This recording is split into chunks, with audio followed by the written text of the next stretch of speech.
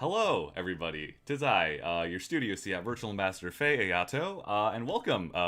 We haven't done one of these in a while to our Project Bros stream, and before I move forward, I'm gonna address the man sitting in the top right corner of your screen at the moment. I have been hyping him up pretty much the whole month now, I think. So I'm sure you've heard me say his name plenty of times, but let's hear it from the man himself. Christian, would you like to introduce yourself? Hey y'all, thank you so much, Faye, for the introduction. My name is Christian Lagasse. I'm a Canadian, go Canada, and I am very lucky to have been an artist for over 27 years and specifically focusing on movement specialist work.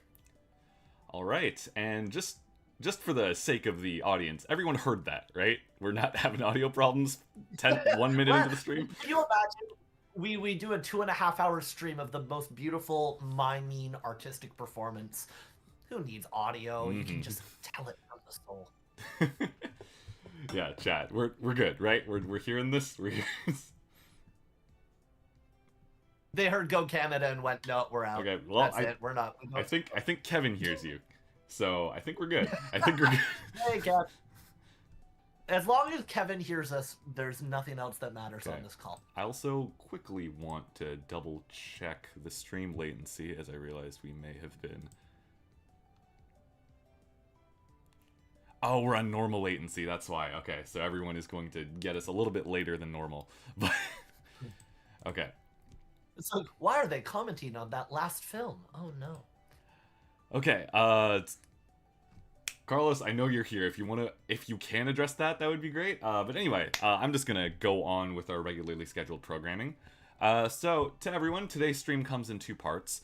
The first is an interview with Christian, as it's not often we get a man of his talents here.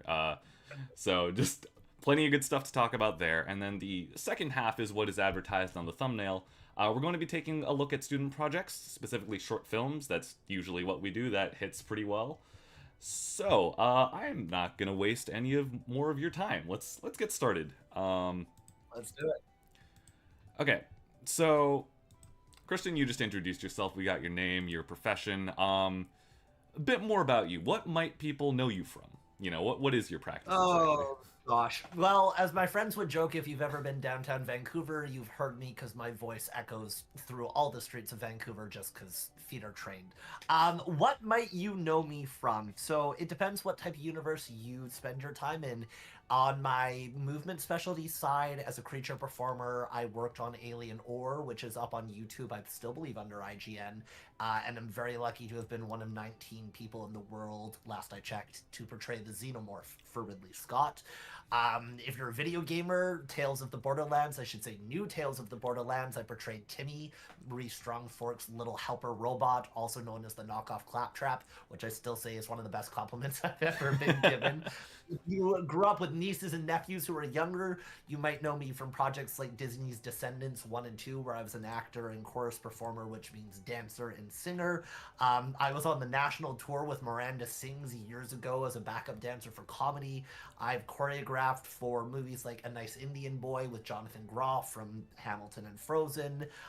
People like, oh my gosh, Harish Patel from The Eternals. I've choreographed on movies like The Art of Racing in the Rain with Amanda Seyfried. I've created creatures, demons, zebras, aliens through the CW network, through Nickelodeon. I worked on Thunderman's Undercover, which was a reboot starring the incredible original cast where I was Pop, one of the badass breakdancers, and a mix of other things throughout the world. But I'm very, very lucky to get to do so much and to do what I love.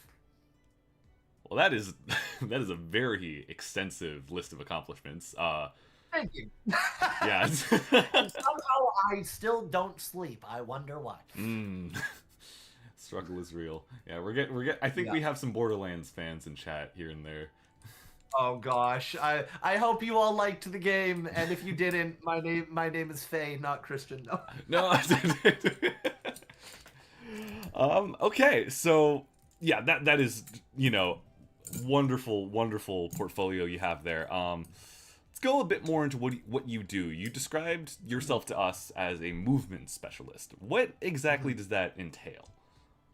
Thank you. So, as I said, I grew up a theater kid. dancer and theater. My mom was a voice actor on The New Adventures of He-Man. Let's really test some fan base Whoa. here. And was also a theater choreographer and performer, and so I got put into the arts very, very early on, and I loved it. And all throughout high school, all throughout middle school, homeschooled, also props. So homeschooling, 7 minutes in that direction, called my couch. I knew I always wanted to be a performer ever since I was a kid, and my thought was that theater was going to be where I would end up. When I graduated, I auditioned for Book of Mormon. I went out for theater schools, and just the world didn't resonate, and some things just didn't work out. And so I very quickly just took a year and studied as much as I could. I learned film, voiceover, mocap, performance capture. I danced, I choreographed, and I was very, very lucky to find a love for it in film. And what's hilarious is I didn't start out loving film. I was put in film classes. I was the youngest person by a good, oh goodness, I hope my classmates don't call me out, probably 20 years, I'm guessing. Whoa. And I was being given drama scripts that were originally acted by Morgan Freeman. I'll let the chat figure out why I might have been struggling to perform that at 17 years old. But in film, I started dancing a bit, and I was choreographing because of my mentor, Kelly Cotto. I got to assist her for 4 years on Legends of Tomorrow through the CW network. And what I realized is that the moment you called yourself a dancer, they're like, oh, that's all you do. Same if you were a choreographer. Oh, so you just choreograph dances. Or if you were a mocap actor, oh, you're just a performer. You're never the lead creative person. And years of going into events and networking rooms, trying to figure out a way to go, well, yeah, I'm lucky to be a dancer. I've studied 15 genres. I'm lucky to be a choreographer. I've choreographed 25 different genres of dance and cultural art forms. But I also started working with pop singers and rappers, teaching them how to move. I started creating creatures for TV shows and for short films, building why they thought the way they did, how they moved, what was the kinetic force, what was the gravity like, how did they think. And then I started again just getting all these kind of weird side jobs where I was directing square dancing, which wasn't really choreographed, and I was teaching people how to walk and how to move in different time periods. And all of this, I just kept looking for a name, and no matter where I Googled, there wasn't really one. And so for me, and I'm sure other people have used it out there, and in recent years it has, movement specialist was my way of going, I have spent my life studying movement. Movement, whether that be dancing, whether that be working with martial arts and stunt people, whether that be human movement, creature movement, performance capture, different, movement of people with disabilities or neurological divergences, people who just move, and sharing that and being able to both perform, set, consult, and choreograph that.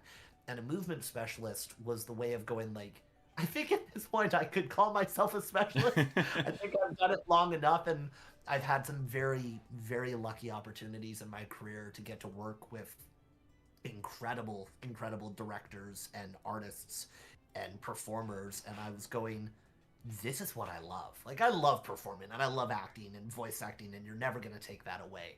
But as a movement specialist, I get brought in to create the movement of worlds.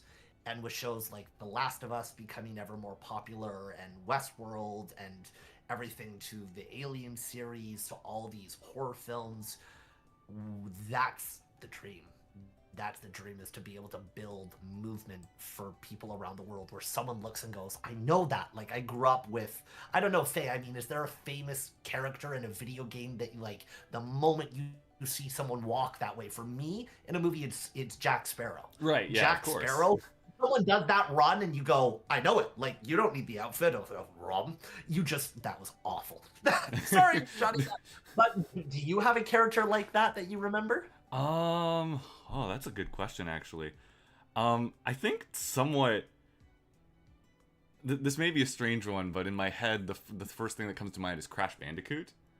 Oh, heck yeah! Yeah, right? Sorry, shout out my old Sony PS1 brothers. That is my game. But, 100%. Like, that entire world was, from Dr. Nitro to Crash Bandicoot to all of them, it's legendary. Mm-hmm.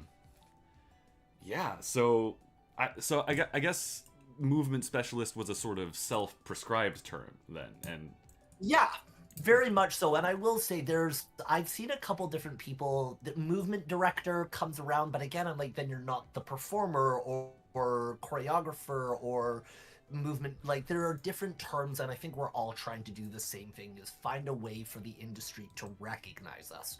Because, for example, in the unions, we now like. You got to realize IMDb just created choreographer as a category, Oh, I think 2 months ago. wow. Choreography for dance has been around since the emergence of film. When you think of Busby Berkeley and MGM, these famous Fred Astaire, Ginger Rogers, Donald O'Connor, going back to Bilbo Jangles Robinson, choreography and film have forever been intertwined. And it was 2 months ago, 2025. So someone do the month or the math on that one. It's been tough to get recognized because the directors, some just don't understand it, and there's an innocence of naivete.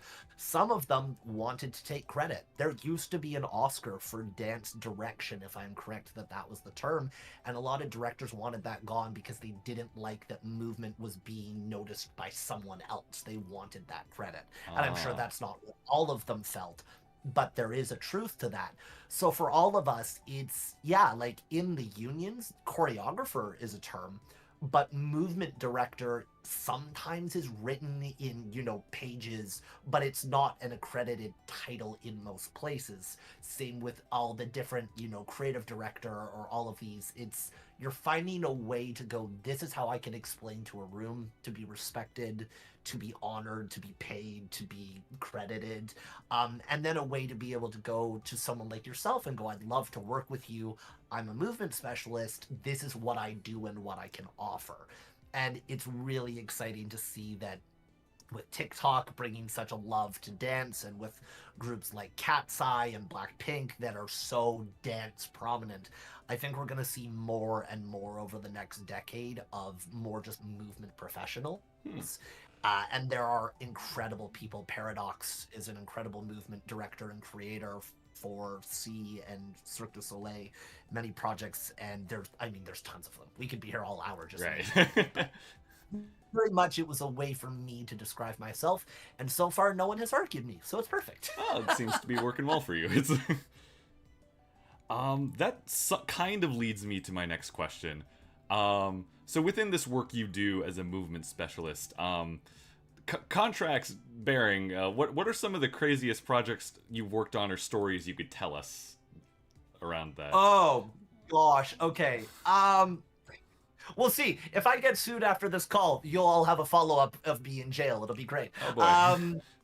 What? No, let's go for it. So one of my favorite stories actually goes back to Alien. So I imagine that most of the people on this call, and if you don't, Google it right now, leave the call, come back in 10 minutes.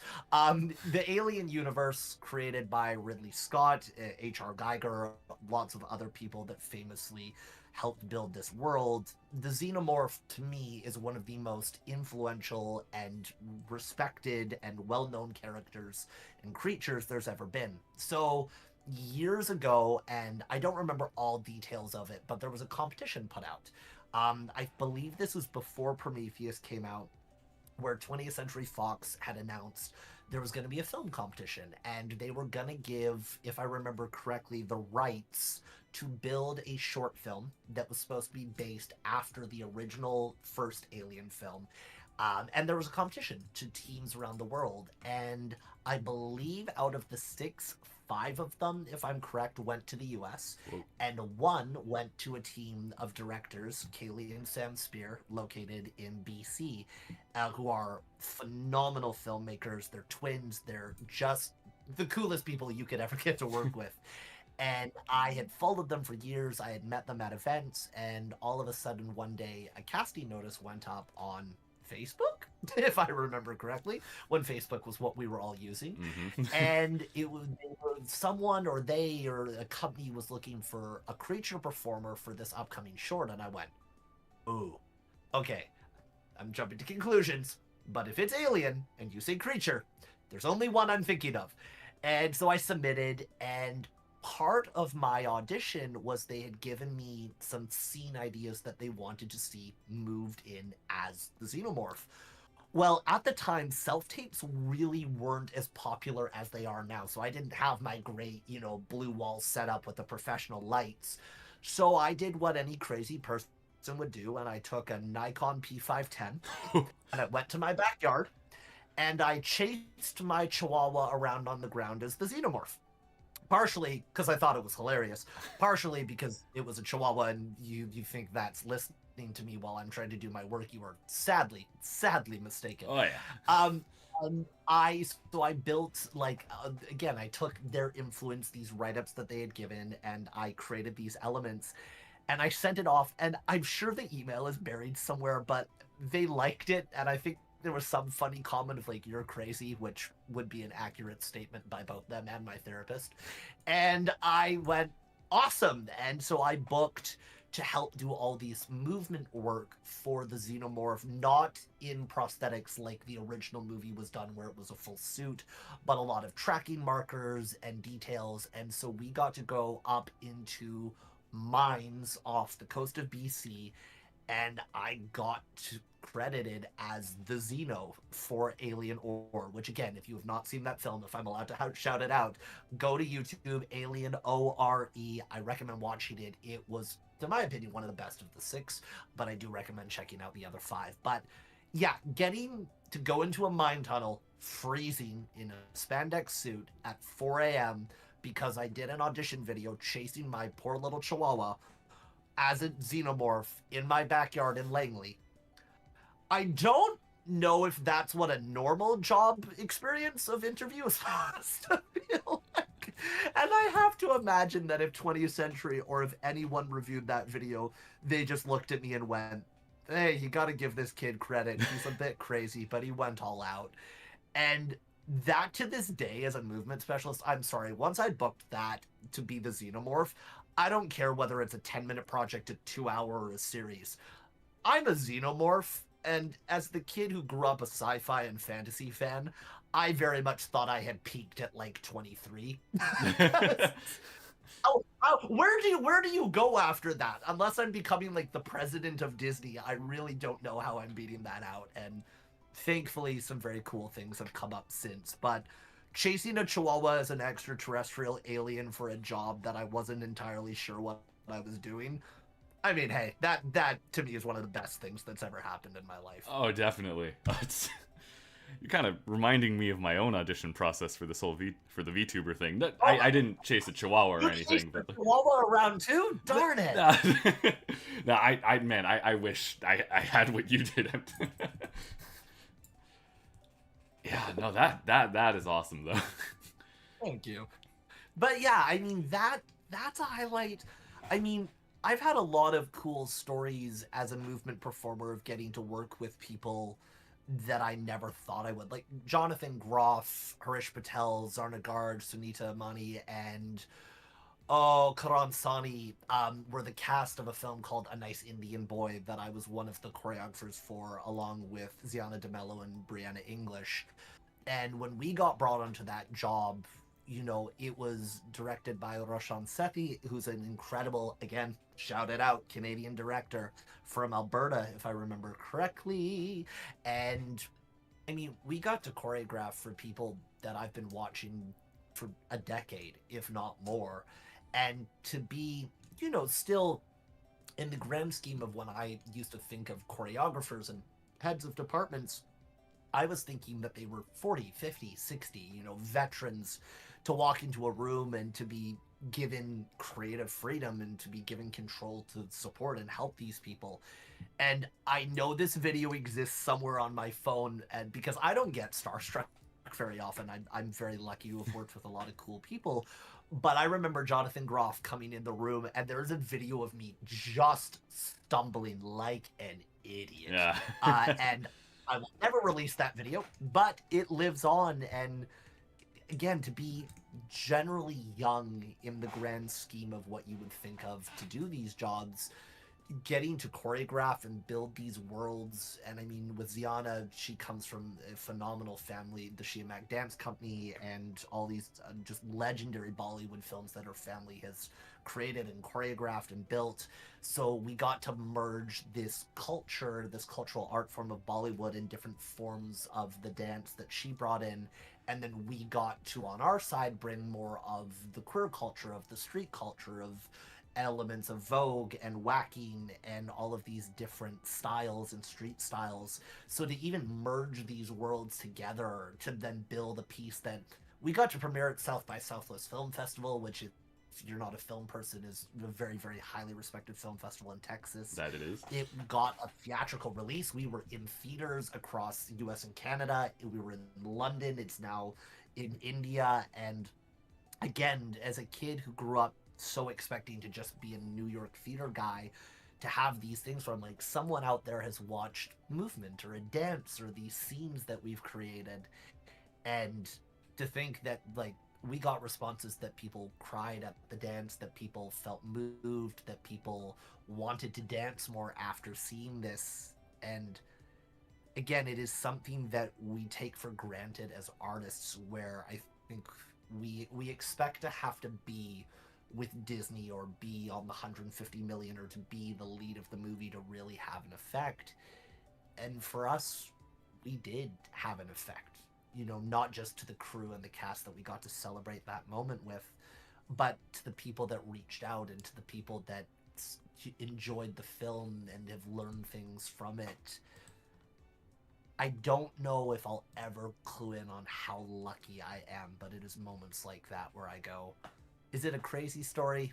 Maybe, maybe not. But to me, it is one of the things that I never want to take for granted.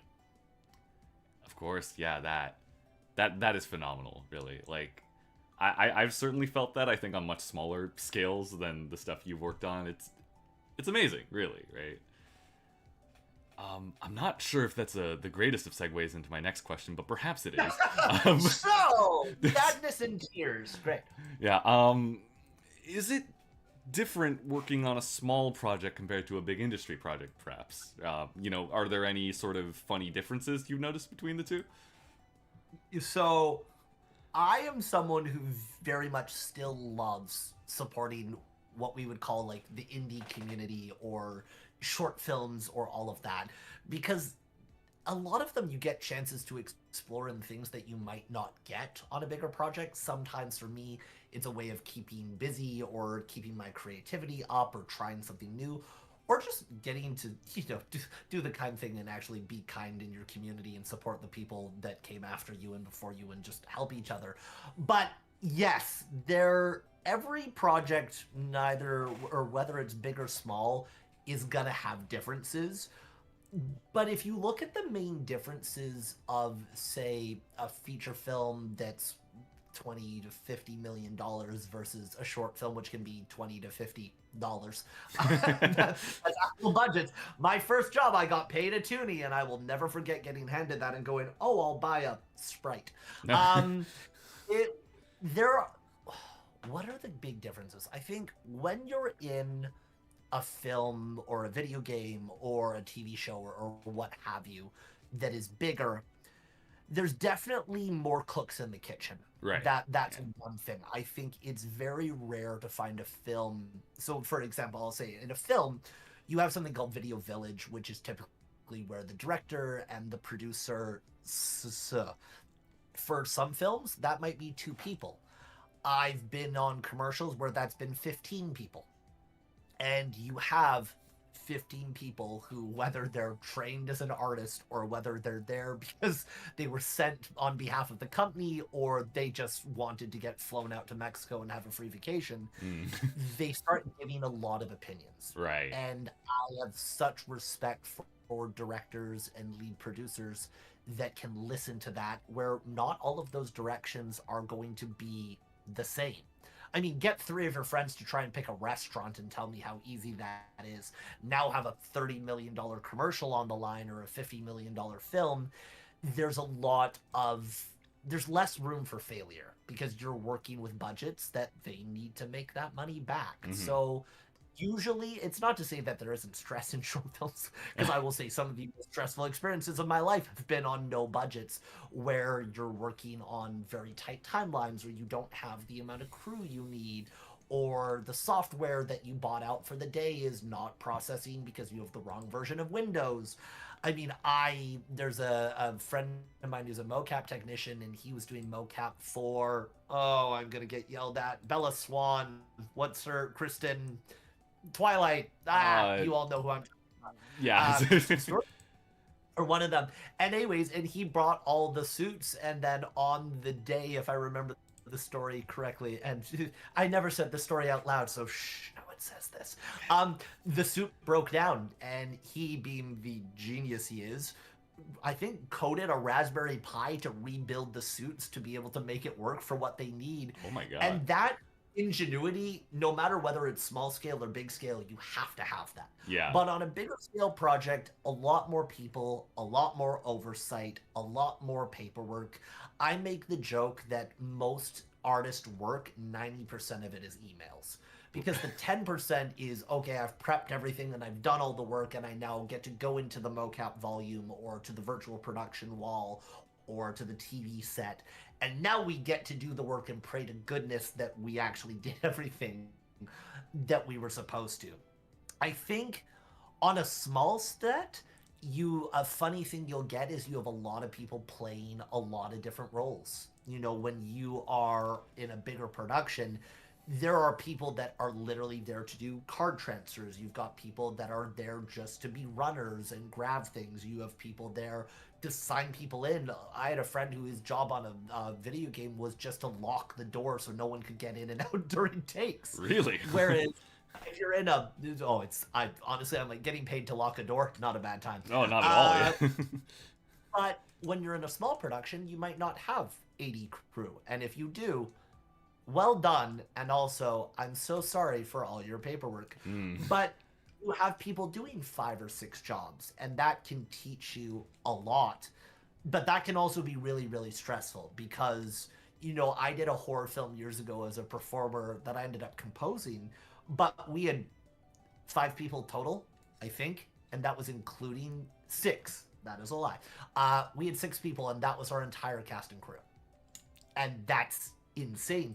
Influencers is a great movie that I believe is out on AMC Shudder. I love shouting out people.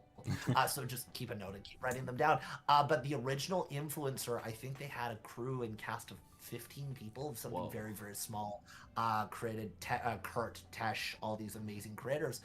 And they went to another country and shot, and my opinion, one of the best Canadian films I've ever seen. But you get to get really creative.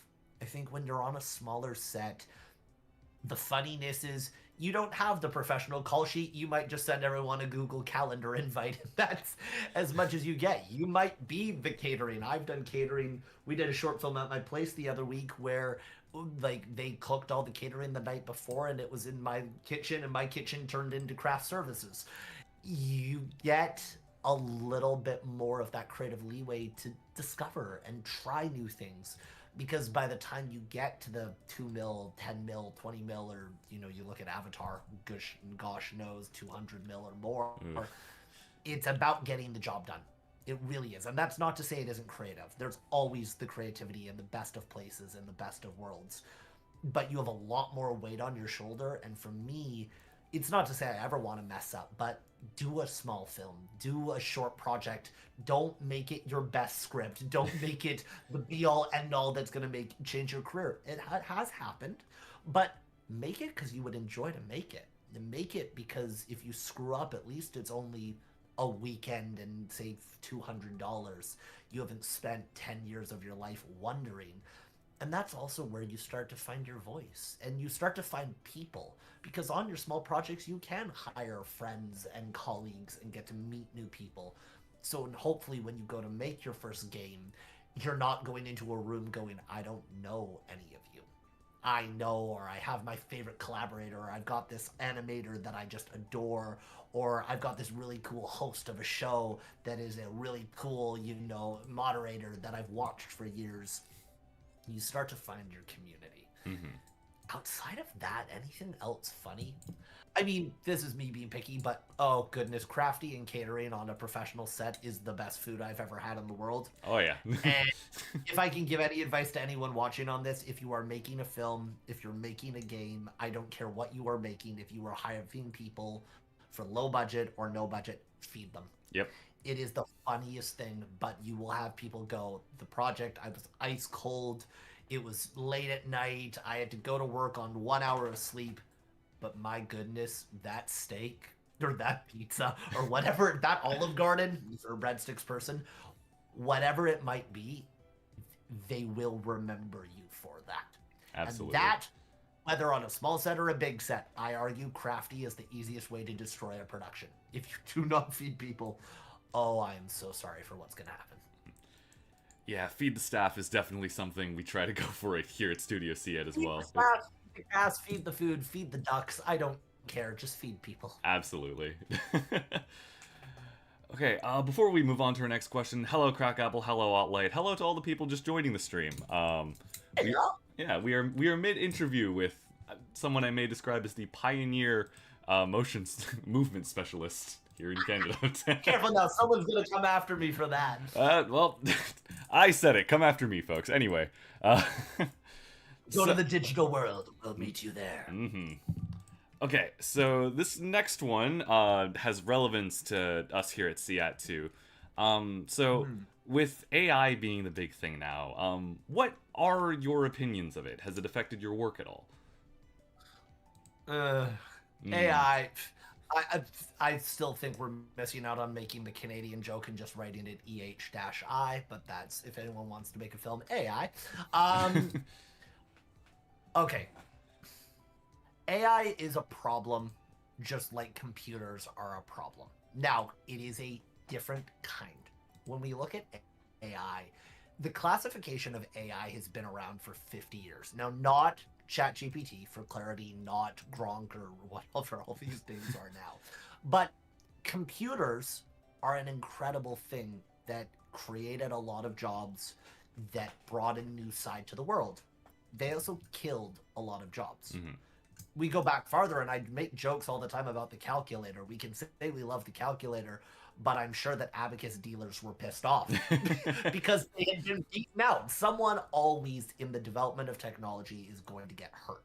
Now, I think AI is something that is going to become part of our world, and I don't think it has to be a bad thing dependent on what you're using it for. And that's where AI changes, because a lot of people make the same argument of like, well, yeah, we introduced 3D graphics and we introduced CG and we introduced virtual, didn't that? And it's like, yeah, yes, it did. But those were pieces of technology that still needed to be run by humans. Like, a computer couldn't do much without you typing it in. And that, again, is the argument that people make. And to a degree, they're not wrong. ChatGPT and all these still require people if that's what they're programmed to require. Mm-hmm. I always say, and call me a conspiracy theorist, I'm not as worried about ChatGPT as I am about some random kid building an AI in their basement who they have no clue what they're doing and there's no regulations and it just gets leaked out to the world. So, yes, AI has been a huge detriment. It has killed jobs. Now, are those jobs completely gone forever? I don't know. I mean, look, McDonald's had an AI campaign that they released and it got such bad press that 2 days later they had to kill it. That they did. But in difference to that, Coca-Cola's had an AI commercial out for weeks on end, the truck one that's all over TV, and no one really seems to be talking about it.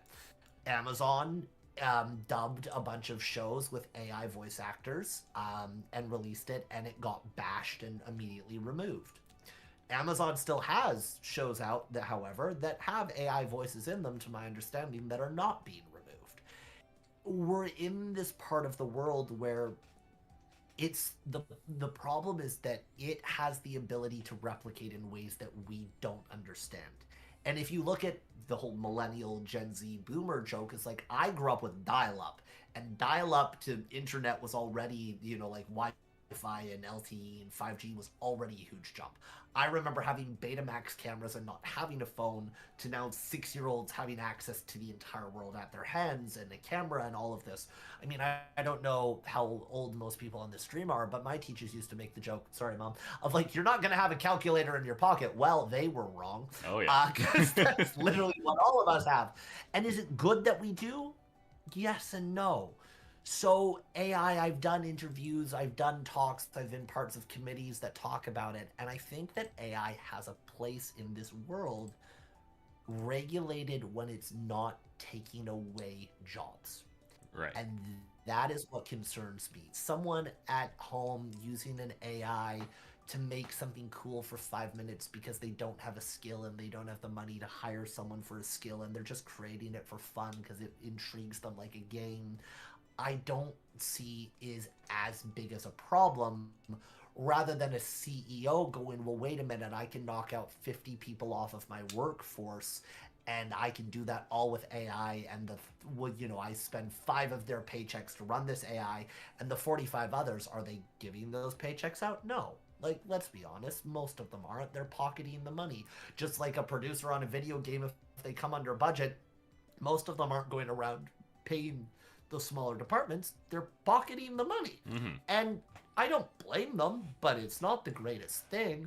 So as a movement person, it hasn't hit me too much, other than the fact that like some mocap things have gone AI, which is unfortunate, but you can't stop them. Dance wise, there's a couple AIs that are trying to do, say, formations, or like we can choreograph movement. It's just interesting to me, for example, mocap, to see companies like Rococo and Xsens, and I don't know exactly what they're doing, but you see some of these companies popping up with like, oh, we can create you AI movement and AI moments, or AI like character cycles and walk cycles on, and maybe it isn't Rococo, but I did see it on a mocap website. Those are the ones where I'm going, I get why you do it for the sake of simplicity, but understand that you are eliminating jobs. And in a world where we're so often, at least in Canada and the US, it's, oh, this percent of the population has no work and there are no jobs. I think we are doing a disservice to humanity in general, just on the fact that we don't need less jobs, we need more jobs. And someone had the argument, they referenced the Charlie Chan, the Chocolate Factory movie, where it was like, oh, he lost his job as a toothbrush maker, but then got rehired as the guy who fixes the machines. I'm like, that's awesome, but that's also a movie.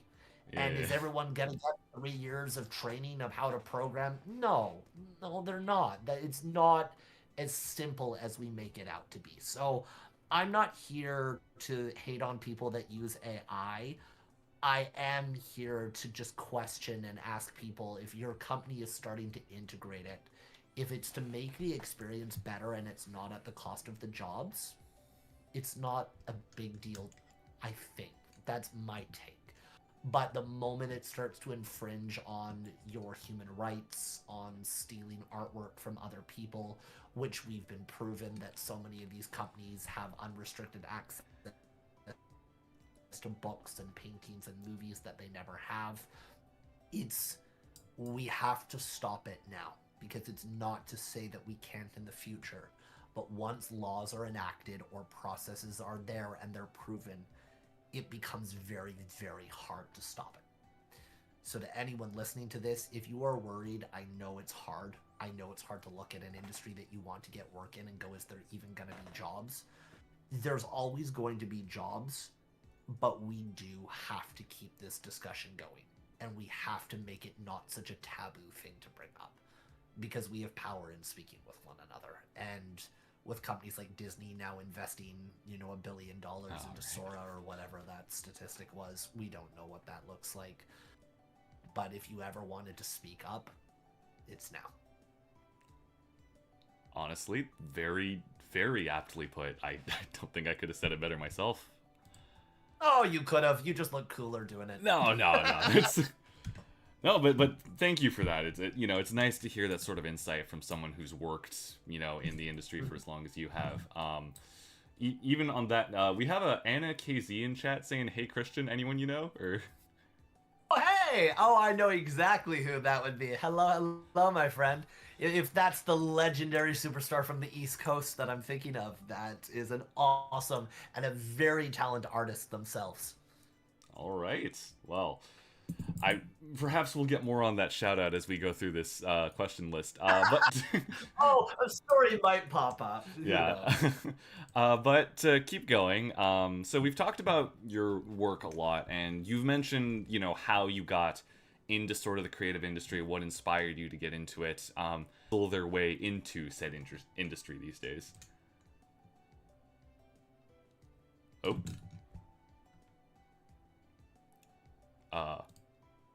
Oh no. Go back about 3 seconds. You tuned out, and I got most of it. But let's try once more. Yeah. Round 2. Give me a moment, hello? actually. My model is not working. Oh no. Oh no, we can't have a still model. That's That ruins okay. everything. Well, I will let you speak as I fix this. But so the question was, we've talked about your work, how you got into the industry. Adding to that, what inspired you to? How could someone start to weasel their way into the creative industry these days? Okay, fantastic. Have fun with the model. I wish you buds be ever in your favor. We may have lost.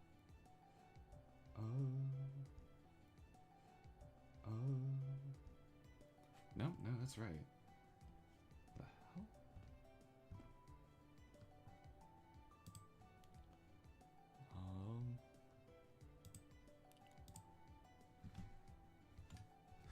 Where are we going?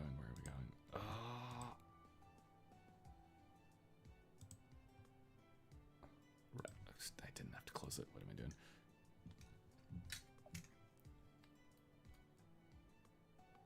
Oh, are we back? Oh, I think we're back. Oh, but my model has disappeared. Check, mic check, 1, 2. Yeah, I think. Can people hear us? Hello? I'm trying to regain a physical form. Hello? Okay, I think we're back. We have missed you. Okay. We've missed you. It's been so lonely in this room with all of these speakers. Okay, my model is still not working for some reason. Okay, they're seeing and hearing. That's good.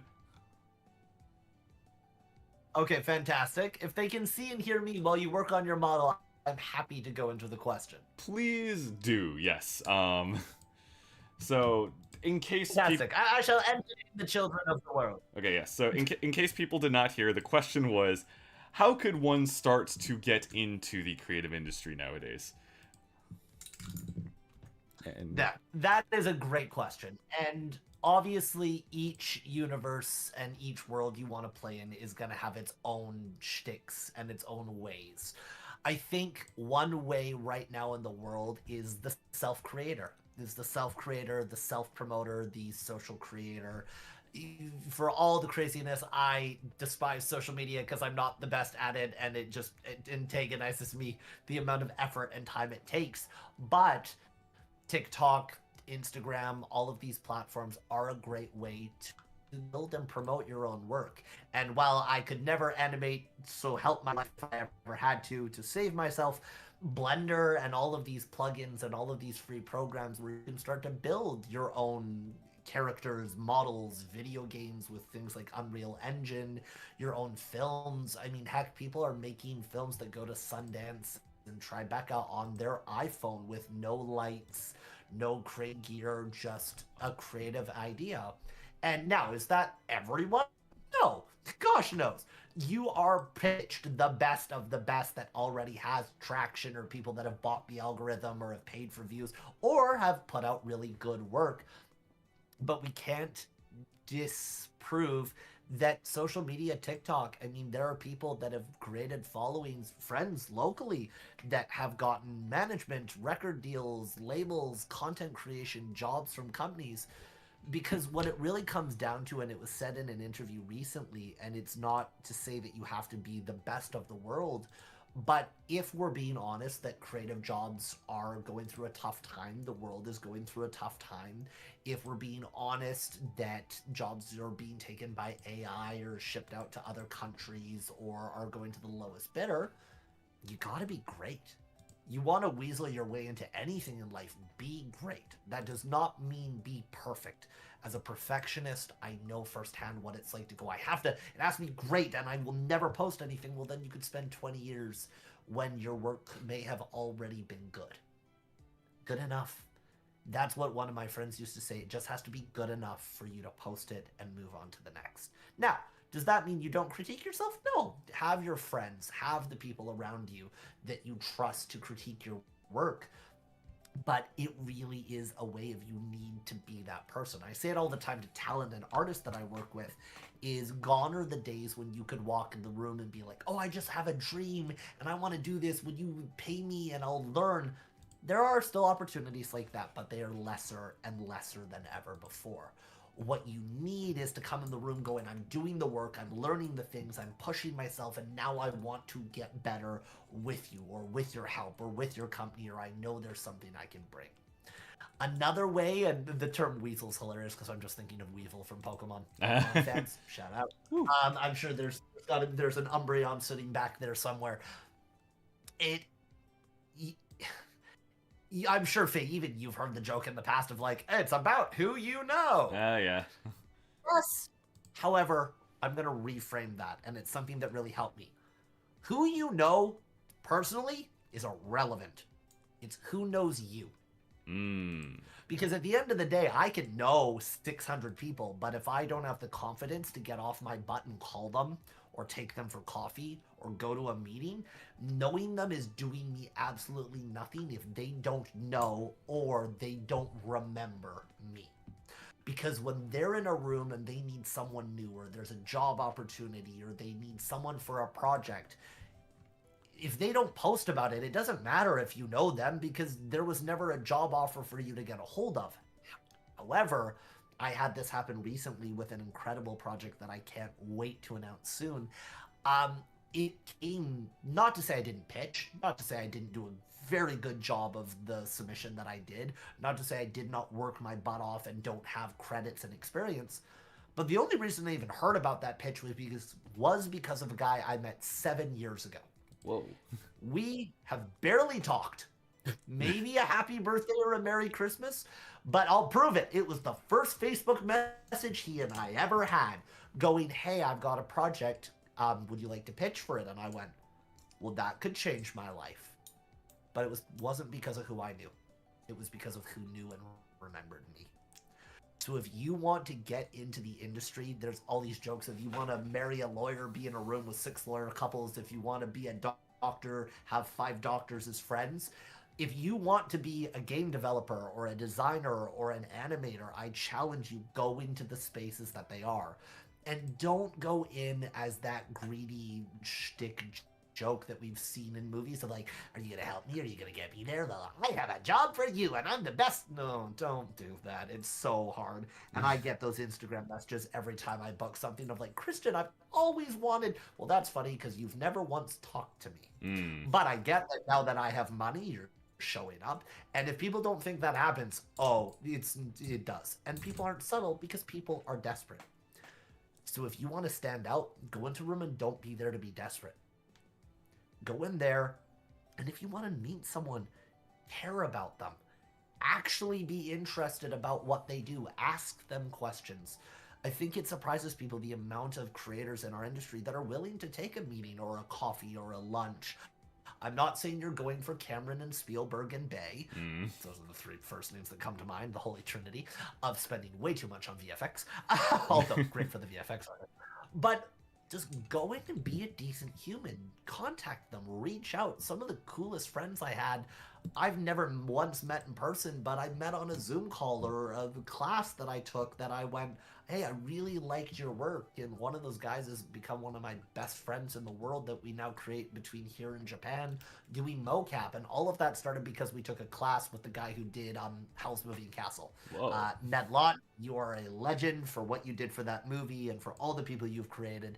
But yeah, just if you are the extrovert who's good at going places, I tell you, get out.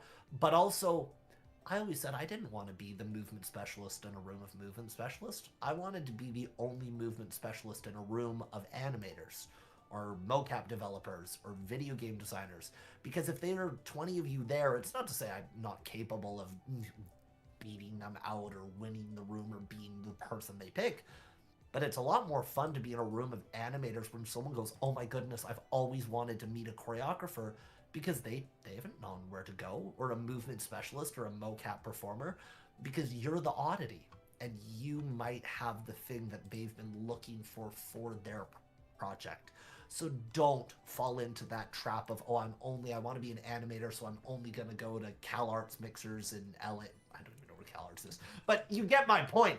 Don't just go to the networks and mixers that are only for your job. Now, I don't think you're going to get a job at a glass-blowing factory. However, prove me wrong.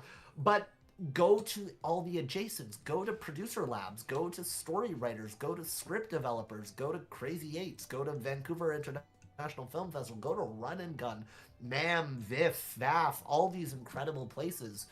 And when you walk in the room, tell them who you are.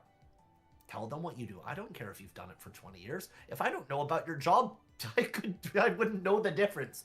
But if you come in and go, I'm an animator and my dream is this, oh, I'll have a conversation with you any day.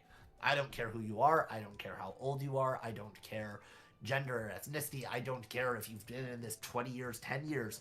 If you are passionate, that's how I think we're going to see the next realm work. Because if job applications are being flooded and funneled, get to them before the job application goes up. That is how you're going to start to weasel your way into this industry. All right, every single CAT student in chat, you better have been writing that down. or play this back this time tomorrow, Tuesday, 4 p.m. Indeed. No, it's I don't know. It's interesting you mentioned that. Part of my job as virtual ambassador is I do info sessions for like incoming students and stuff, and and one of the big sells, like my if I'm to sell you on one thing about CAT, it's that like if you come in here for the design stream, you actually get to work with people in the other streams and often fight with them, right? And that's something you don't get at like just an art school or a design school. So I guess I feel somewhat vindicated in hearing you say that, but it's round of applause. No, truly. I love that you do that, and thank you, Faye, for the work. You, Jay, and everyone in the program. I've had, I might be biased. I've had the pleasure of guest lecturing for CAT a few times, and it's been incredible. But I think the days where you did one thing and that was your one job title and that was all you could do is getting harder. If you are the master of that, sure. But if you're coming in the new world, being multifaceted, being passionate, shocking, being a good human, and then being willing to step into those other circles, because I tell you, I have not gotten choreography jobs from my dance friends. I have not gotten voice acting jobs from my voice friends. I have gotten the most random of jobs because I was in a room of producers, and they're like, wait a minute, you're an actor? Why are you here? And I went, donuts?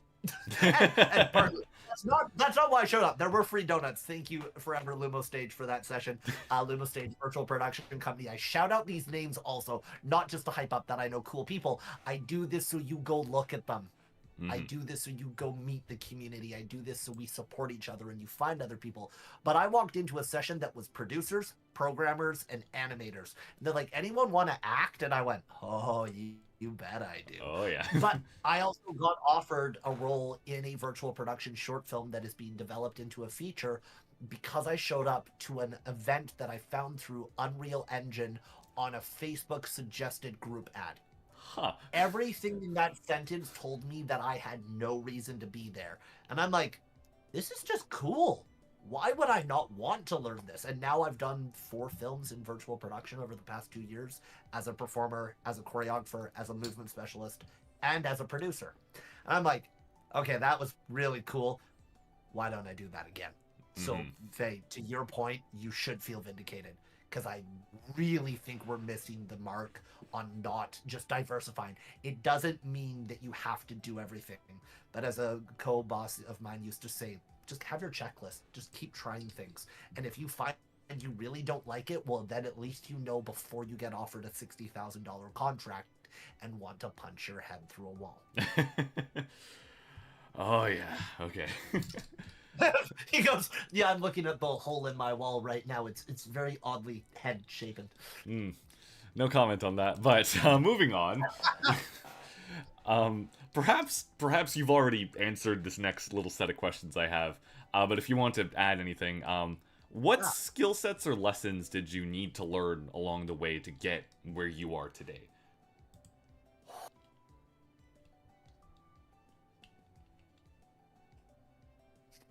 There's so many ones I want to say. Fair. I think the first one that comes to mind is, oh, how do I do this and not go into a 30-minute story? Oh, but learn the difference between being able to deal with bad people and allowing bad people to be the way they are. In the dance community especially, and I will call this out till the ends of time, we are taught, and I don't think this is just dancers, I think if you grew up in families that were very strict, or if you grew up in a household that taught you to respect authority, yes, however, there's a lot of us that were raised to go, the world is tough, and therefore expect to be abused, expect to be put down, expect to deal with awful people. And I go, I don't totally disagree with the sentiment, because I think what they're trying, and our parents and our teachers did their best, but what they're trying to say is you're going to, no matter what workforce you end up in, no matter what job and no matter what country, age, or language, you're going to deal with people that are not the best. Now, that problem is that we're also told, shut up, do your job, I will replace you, go away, and if you dare question me, I will ruin your life. That is the difference that I wish more of us made, because there are days where our jobs are hard. Like, I make the jokes, I love my jobs, I'll show up for free food and donuts and catering any day. But there have been days where I cried for 10 hours. There have been days where I debated my industry. There have been days where I had no money in my bank account and I was wondering if I was ever going to get a job again. So don't let me make this out that this job is easy. No job in the world is. I don't care if you work at McDonald's or you are the president of a Fortune 500 company. No job is easy. What I learned, and I learned it unfortunately through being bullied and abused and taken advantage of and being made fun of. I moved training studios because I was physically hit by teachers or was made fun of or had rumors or all the things that young artists, and especially in my profession as a young male dancer, it was not a welcoming place for most of it. And so would I ever want someone to have to go through what I did? No, not. I wish I hadn't. What it did teach me was how to deal with people and to how to know the line when something needs to be said. Because there's a difference of your teacher coming in, having a bad day and being like, get your job done. We need to get this done. What is wrong with you? I told you, you told me, do it now. Is it the nicest way? No. Do I judge them? No. They're human. They're gonna mess up. But there's also a large portion of our industry that have been told that anything past that is still okay. And that is where we need to make a change. So something I was learning, and still to this day, is how to stand up for myself, how to stand up for my friends, and how to not expect it, but how to be ready if it does happen. Right. Because if you put your focus on someone is going to take advantage of me, or someone is going to put me down because I'm young, or because I'm an immigrant, or because I'm not as smart, or because they have more, then yeah, you're going to get served that. And the problem is that you're going to then just smile, nod. And that's where you should actually be saying something, because there's a legal matter here. Very different than like, you know what? No, like, hey, if crazy comes at me today, is it going to be fun? No. Am I going to have to bite my tongue on some things? Yeah. But I also know that it has nothing to do with me, and I know how to get through it. And should they step past a level of appropriate or policy or comfortability, then I also have the confidence to go speak to someone. And if any of my colleagues are on this call, and I'm sure even if you aren't my colleague or you're new to this call, thank you for sharing your time. I'm sure you felt this way. We all have way too many stories of people that have had things, and you're like, why did you not? Well, yeah, that's the way we're trained. We're trained to expect to be beaten. Like, this is what jobs are. This is what the world is. You gotta learn. I was taken and I was put. Yeah, that's you. That's not me. That's not the world we're in now. And that is something on the darker side. And I'm going to get back into jokes and fun, but I say this with a lot of passion. That is something I wanted to learn. And I'm so grateful. And this sounds awful. I am so grateful to each and every person who made my life a living hell. Because now in the world, the confidence that I get to walk into a room and know my boundaries and you will not step past me is something that I don't think at 29, 30, 28, 25 I would have been capable of if I had it. So to this call, to be clear, I am not saying go out and get yelled at, but I am saying learn how to deal with it. Learn your coping mechanisms, learn your structure, know your company policy, have a group of friends around you that you can talk to that will pressure check you and reflect you. That is something I learned. Other things, more on the light side of it, learn how to be very time-oriented. There's nothing that ticks me off more than people who are late or people who don't respect time. And in the arts industry, when some productions, video game, like, what is it, a mocap studio is, I think, $10,000 an hour to run a film set can be $10,000 to $50,000 a minute, depending on your budget. Don't be late. Oh, be the person who thinks about things. Don't be the person who oversteps and takes advantage or takes credit for other people's work, but do be the person who's watching in the room going, I see a problem and legally I'm not allowed to say, but I'm going to start doing something just in case that happens. I'm going to have an offer. Be really good with Microsoft Word and Microsoft Excel. As funny as that sounds. There is now, what is it, the Excel Olympics, and you get to go in and like watch, and gosh, those people are beasts. Oh yeah. Other things, know how to just speak to people and not just about the job. But it gets really, really boring in a studio. Like the people who did New Tales of the Borderlands, some of the leads I think were there for like a year and a half maybe. And that's pretty average for some of those crazy performance capture games. It gets really old if all you can talk about. And it's the old joke of like, so what do you do? I'm an actor. Okay, well, great. But what do you do on the weekend? I act. No, I swear, you become the most annoying person, and I'll call myself out. I've been there, done that. So know how to have a conversation, have hobbies, have interests, have a life that isn't dependent on someone else allowing you to do your job. Because if you wait for someone else to give you the allowance, it might be 10 years, it might be 2 days, it might be never. So you have to have other things that bring you joy and love. Other things that I learned that I think are really important is conflict resolution, and I'm still learning that, but how to diffuse a situation. You're working with artists and business people who do not get along all the time. Oh yeah. And who also really don't care about what the other person does. And in the best of world, you'd hope that the leads of these companies are like, oh my gosh, I respect you. Sometimes they just want to get their paycheck and go home on a Friday night. So know how to deal with people, know how to talk to people. And the last thing I would say, if there was anything of skills I had to learn to get where I am, is to be really resourceful. Because that, over anything, when I look at a lot of the jobs, it's like, how did we get through that day? It's like, oh, I had a crazy idea, or my colleague had a crazy idea, or the people who worked for me had a crazy idea. Don't feel like you're on your own. Know how to work on your own, know how to survive and be self-reliant and self-assuring, but also don't get into this trap of like, oh, I hired someone, so I have to know everything. No, I challenge you. Go into any creative project. Most of us are making it up 9 times out of 10. There's a project that is about to come out, hopefully, knock on wood, with some of the members of Corridor Crew. I think I'm allowed to say this, because if you go to my IMDb, it's there, but Fenner Rockcliffe and Jonah Kaplan, 2 insane creators who had been around the Corridor Circle over the years. I get a call from a friend at 6 p.m. at night, and he goes, we need a creature consultant. And I went, awesome.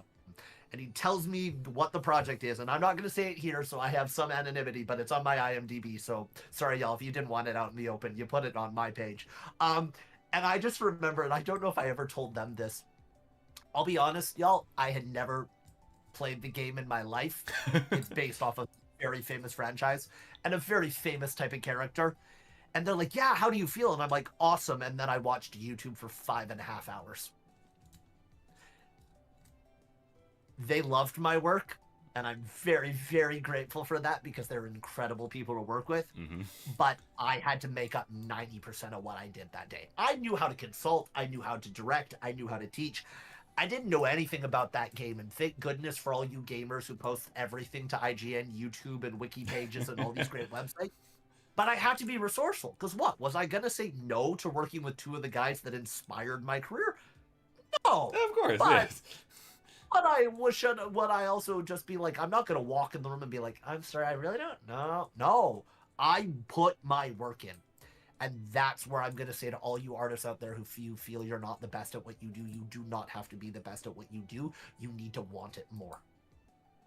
And I'm looking at the camera, hopefully, to be very serious. But it's true. I have never been the best person in a room. I have never been the most talented. My friends can argue me in the comments. That's fine. You have to want it.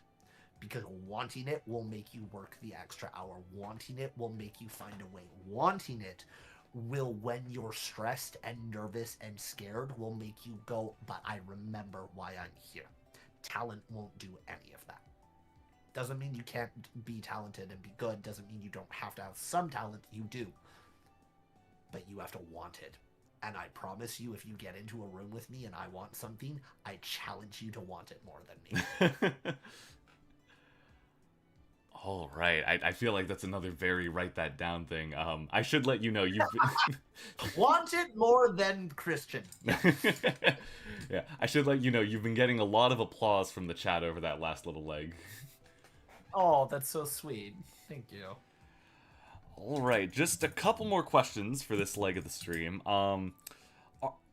Maybe you've answered this already as well, but are there any small details that you think people overlook when they make something? Ooh. I'm gonna get yelled at by my teachers, but that's fine. Know why you're making something. I think, not to call out universities because we are SFU sponsored here and SFU is a great time, but I'm really sorry your teacher's telling you to go do an assignment is not a good enough reason to do something. It's a very good reason for your ability to graduate and to get a good mark. But is that really the reason that you want to look back and be like, I made that thing because my teacher told me I had to? And don't get me wrong, there are days where you're going to feel that way. And if that's what got you out of bed, that is fine.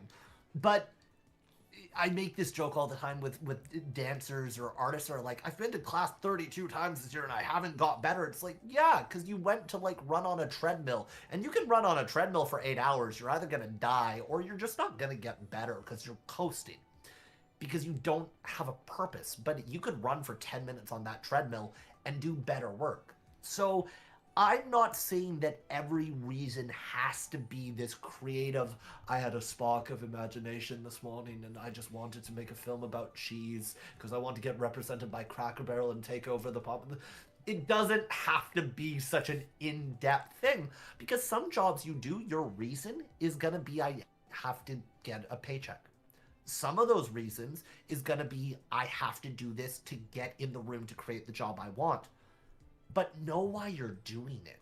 And hopefully, even if it's the, I need a paycheck, or I'm doing this to keep my job, or I'm doing this to impress someone, or I'm doing this to, get validation to be in a room so I have approval to do this, or whatever it might be, I hope that at least on the end of those, you're making something for a reason of like, okay, I need a paycheck because I want to go visit my family, or I need to do this to get this job because then I'm going to get to create, hopefully, the project of my dream.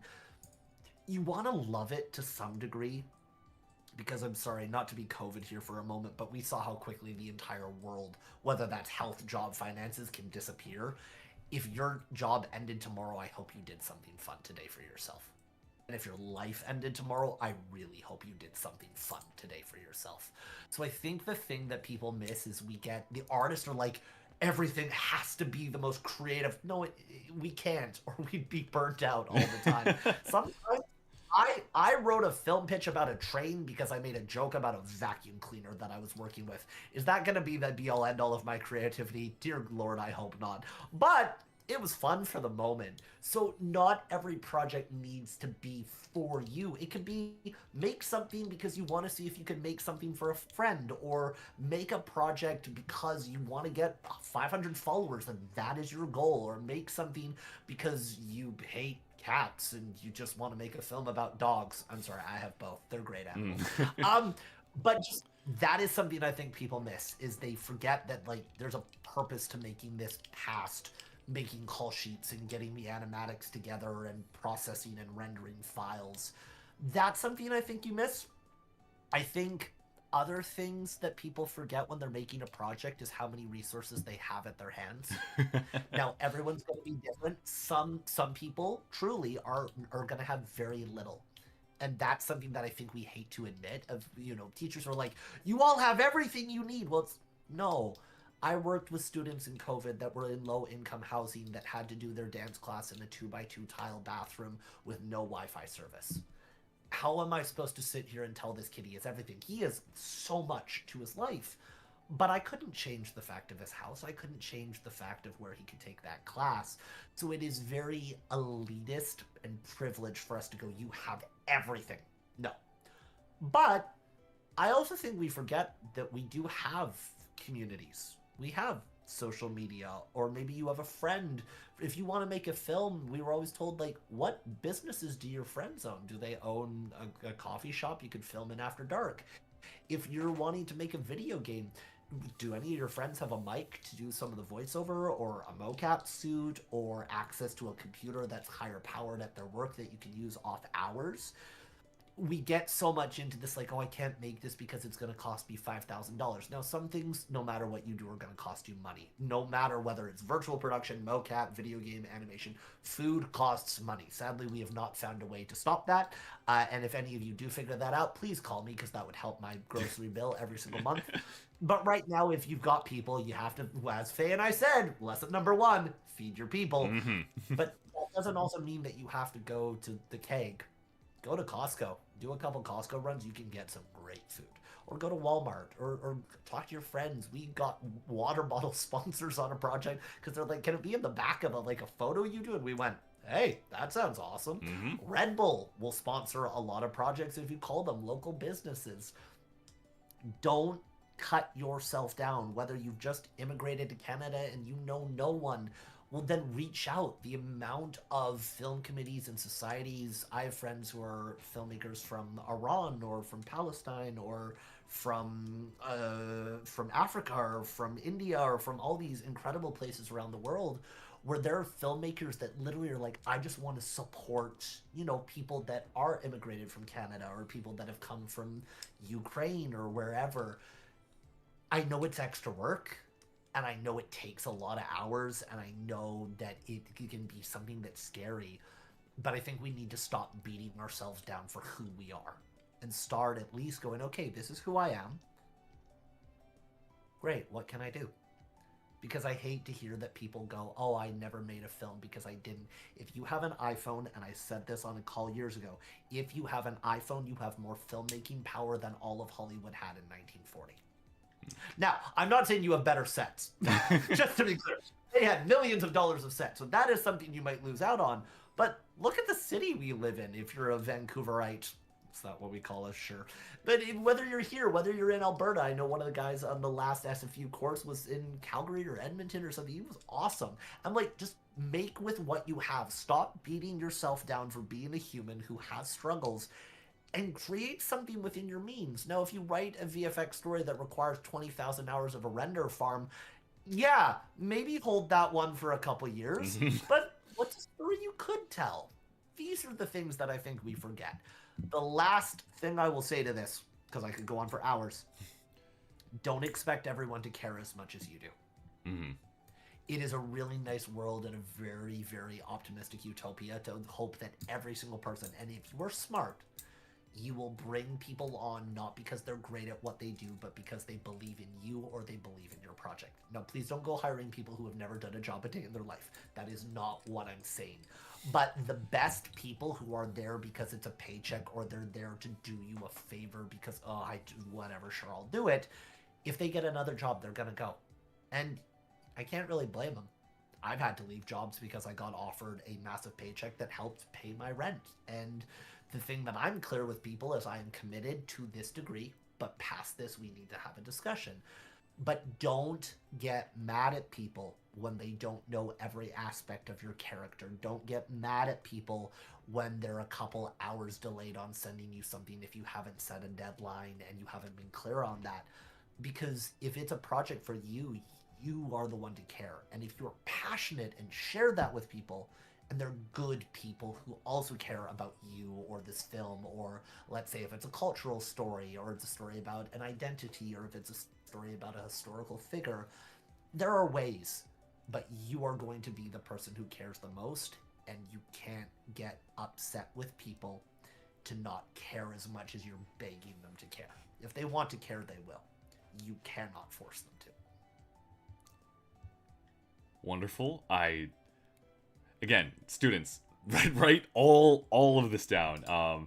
And as a reminder, Studio Sead is here to help with that, right? Like, we are resources. We generally have a care for the student work that people put in at our school. Come to us if you need it, right? We're here to help you, myself included. Okay, I have but one more question officially for this interview. Oh gosh, here we go. Okay, and I'm going to limit you on this. So a lot of our viewers and CS students dream of working in the film industry, game industry, a lot of creative pieces. What is one last piece of advice you would share with our students and other newer creatives? First off, how dare you? Second off, I can tell that someone in the chat is going, move into the critiques. If I had one last piece of advice to students,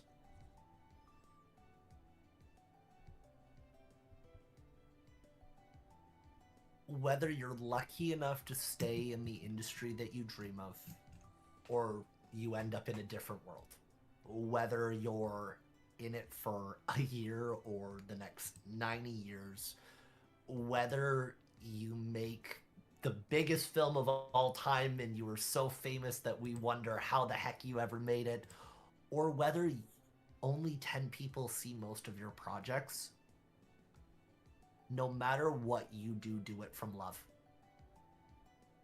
In a world of so much pain and so much hardship and so much uncertainty, so much of us who are depressed or struggling or are financially down, those of us who haven't been given all the opportunities or have neurological conditions, physical disabilities, those of us who might not have all of our family support or be doing something that is different for who we imagine to be. The best thing you have to combat all of that is love. And I'm not saying you're going to love every moment of it. I'm not saying it's going to be easy. I'm not saying that it's all going to work out as you dreamed. My life certainly has not in some ways, and it's been so much better than I ever could have imagined. But the thing it ties back to is please love what you do. Please love the people around you. Please share that love with your projects. And whatever choice you make to the best of your ability, make it from love. Beautiful. Honestly, could not agree more. It's and I think that is a very good note to end on as we move on to the second half of our stream, which is to ruin dreams. Yes, the student project critiques. Before we go over to that, though, I'll give you another opportunity to do this at the end of the stream as well. But where can people find you? Do you want people to find you? So you can find me at my address, which is I live on Earth. No, I had to make that joke years ago because someone tried to track me down because of a friend I had. And I'm like, I live in planet Earth. Where on a continent? Yes, if you want to track me down, it's such a weird way to say that. So I'm on social media. There's a French guitarist with my name who started stealing platforms, so he and I have a battle back and forth. But you can find me on Instagram at the Christian Lagasse, Lagasse. My website is christianlagasse.com, which I'm very much overdue to update. I'd say Instagram is the place I'm most. I'm on LinkedIn just under my name. I'm on YouTube. Pretty much anywhere you're going to find me or a guy that you hopefully don't think is me. And if you think it's me, I need to get better skincare.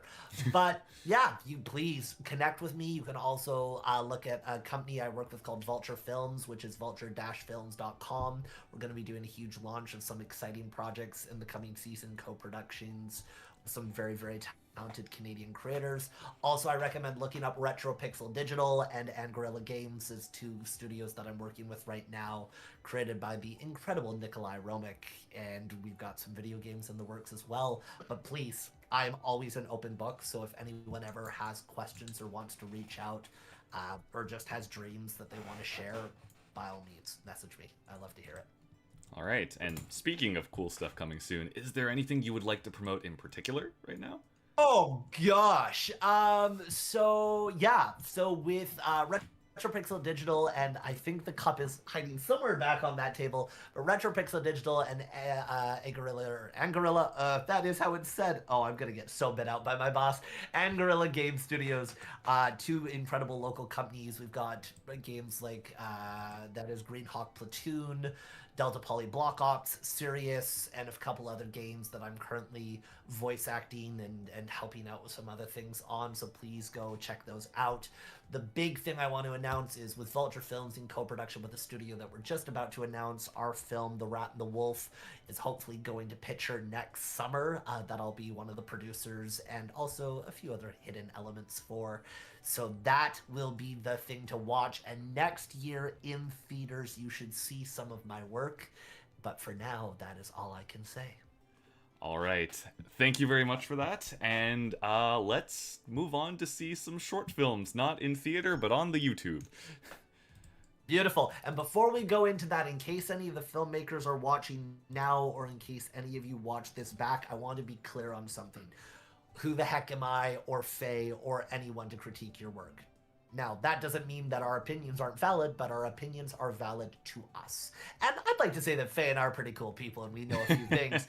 But just always be careful with critiques, because I'm critiquing based off of how Faye and I are feeling right now in this moment over a YouTube live stream. So don't take everything as like, I failed as a filmmaker, and if I compliment you, don't take it as you've made it as a filmmaker. Just listen to it, and if it's truthful to you, awesome. And if you disagree with me, well, my name is Faye.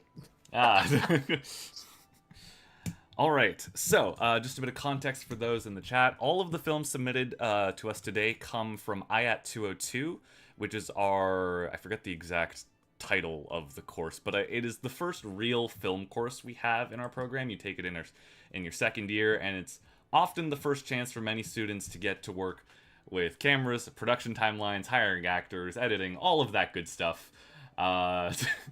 So yeah, I think that's all the context we need going into this. Let's move on to our first film. I'm gonna change screens here. Are we gonna shout out any of the crew or cast prior to the film? Do we get to say their names after? Sure, let's go for that. So this is The Cure. This is by Julia Sun, Aidan Ewan, Daniel Yu, and Jules Ordabasi. I am hoping I'm saying that right. I was about to say you did way better than I would have. As the guy whose last name always gets pronounced wrong, I admire you going through that so easily. All right, and yes, thank you, ACP Angel. The 202 is New Media Images. This is The Cure. Shall I read the logline, as I do have that provided in front of me? It's not. Let's let us and everyone go in completely blind, and I'll stop looking at my phone, but we'll read it after, because I also want to then see if the audience agrees that the logline really fits the story. Oh, actually, I believe we have one of the crew in the chat right now. Heck yeah! Welcome. Thank you again to everyone just sharing your art. This is a very scary thing for some people, so we always respect and we always love it.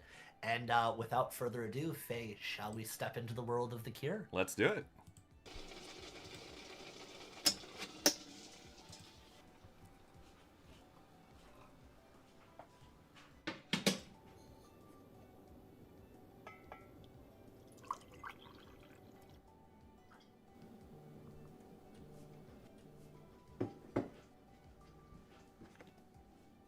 Jaden, what's up? I'm prepping the container. I need to go now. Wait, what? We're not supposed to hand it off until tomorrow. Yeah, well, you know how you said they wouldn't expect it to be with me? Yeah? What are you They saying? knocked on the fucking door, Max. They're posing as some city officials or something.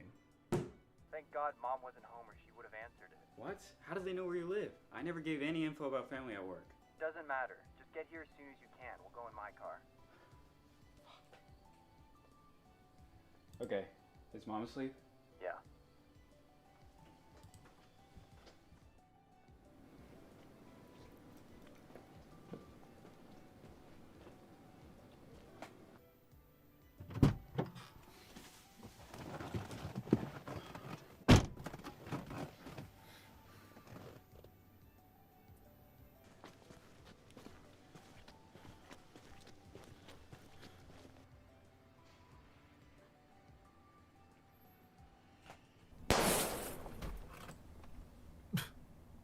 Well, there goes his paycheck. Ooh.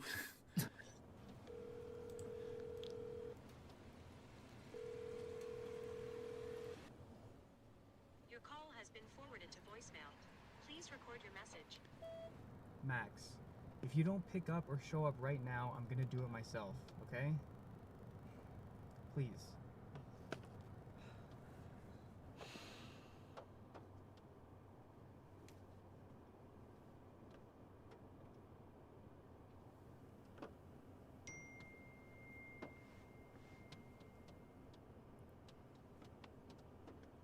Shit. Fuck it.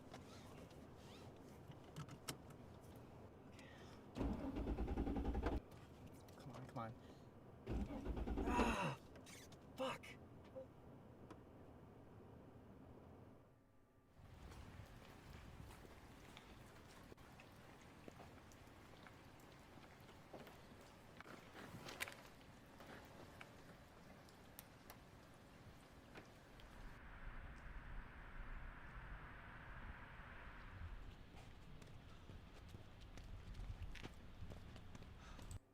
Oop. Okay, first of all, like, what is Swift talking? That's on me. I clicked the wrong thing.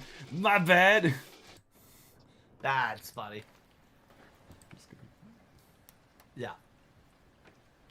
Wow, they even had credits built in.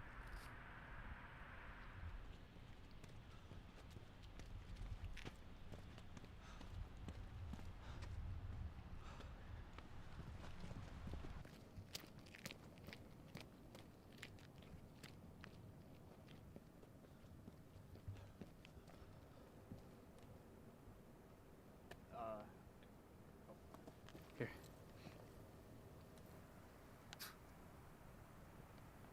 Oh, I love that shot. I'll be sure to get this to the right people. Well done, Jaden. Thank you.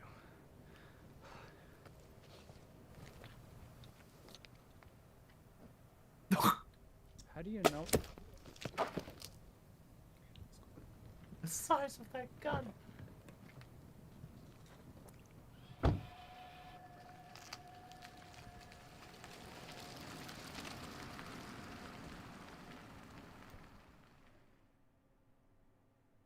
Hey, All hey, right. Warframe. Ah, must be from. Congratulations, team. Oh, so Faye, I've been chatting so much tonight. I want to throw it to you for a minute. What's your first thought, take on the film? Do you want to share the log line? Sure, yeah, let's go for the log line, and I'm just gonna pause in the middle here. So, You Yeah, don't want it's- to pause on that basis? So the logline, or at least the description I have here, is the movie follows a whistleblower scientist and his brother as they try to get an important package to a journalist, but there are people that don't want that to happen. Hmm.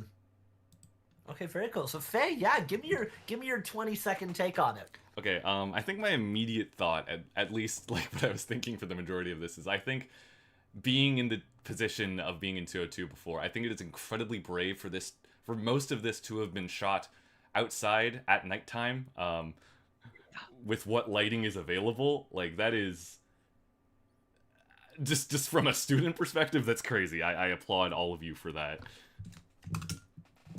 Amazing. No, this is. Oh, sorry. Continue. No. Go ahead. It's. Yeah.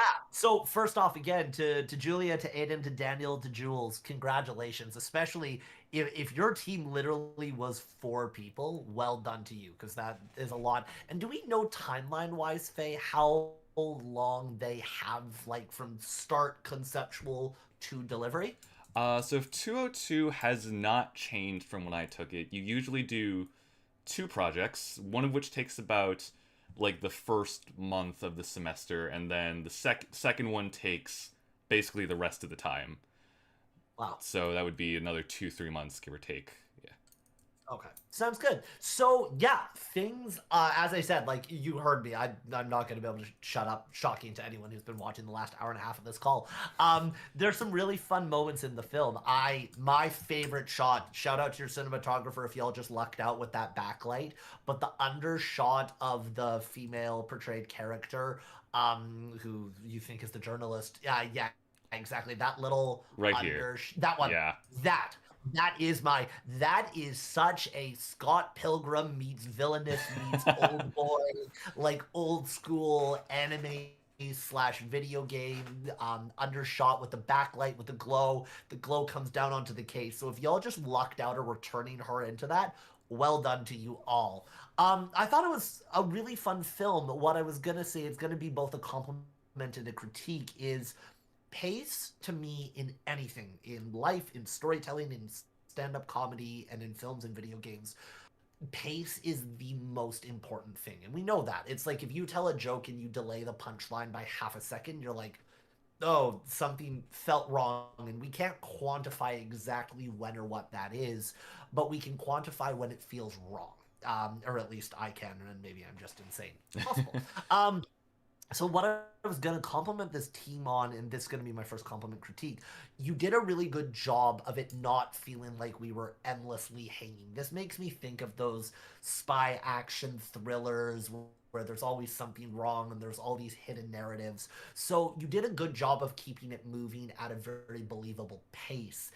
The black kind of cut points, like, you know, cutting to the black screen and then waiting, what was tough for me on that one is there was no sound, so it was such an abrupt, like, oh my god, it stopped, and now we've continued. And I don't know musically if it was a choice to leave it with just the ambient sound and background, or whether you had to have it with no music, but that's something that I think could have really, really helped you, whether on, say, a subtle side, even if it was in the dark shots, if you had the sound go through or kind of fade out rather than chopping, it would have just brought a little bit more of the streamline and a little bit more, unless that was your want, was to leave us with those cut feelings.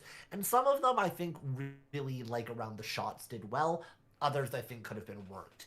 On the larger side of a shift, adding in an undertone of music, and this doesn't mean we're putting K-pop Demon Hunters on here, let's go, but even like a low ambient something that would help drive that mystique, because the way we come into your story, if I didn't have that log line, I don't have a lot of info or expositional dialogue or an opening screen to really come into the story. So because I come in silence, I definitely got right off the top that something was wrong. I definitely got off the top, excuse me, that there was like a tenseness to it, but I wanted more. I was waiting for that moment for a music. I was waiting for that build, that little screech, that little, again, not trope, but the ideas of what would really help us buy into the story more.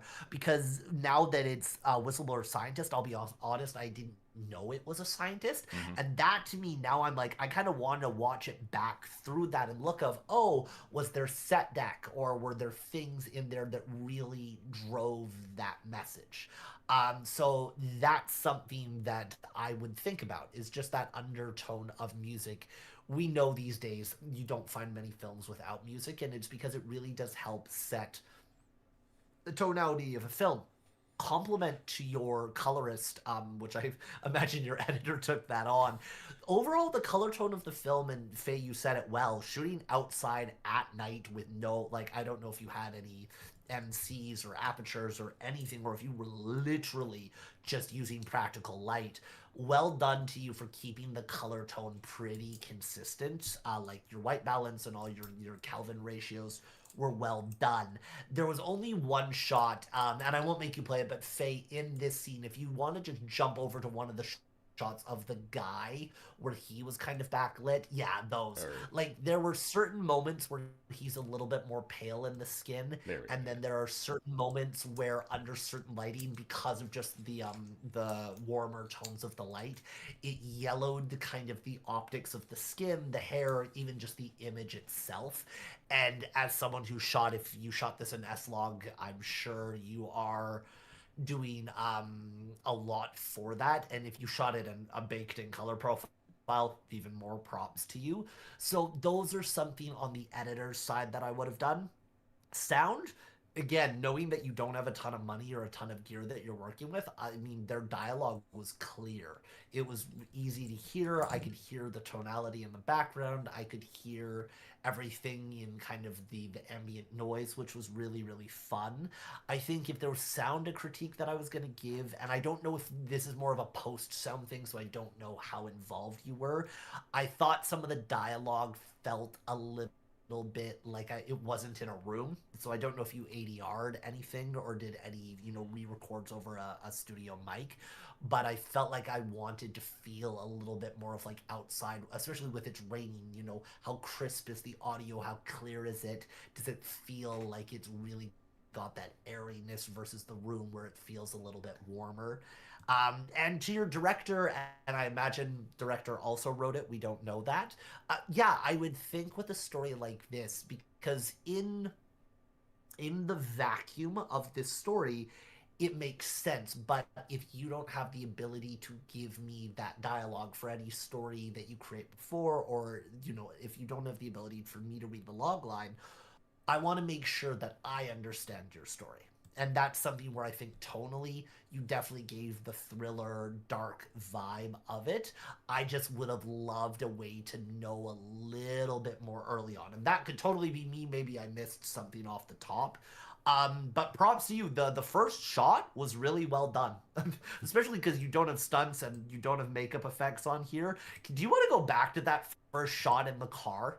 Sure. Sorry, not first shot of the film, but something when he was on, so we see everything going. He goes outside, he's in the car. Yeah, I want to see this for a moment. Here. Oh, good old practical red lights. By the way, the backdrop is great. Yeah. But yeah. Oh, and then I have one more note. But this, yeah, keep it playing. Yeah, like that.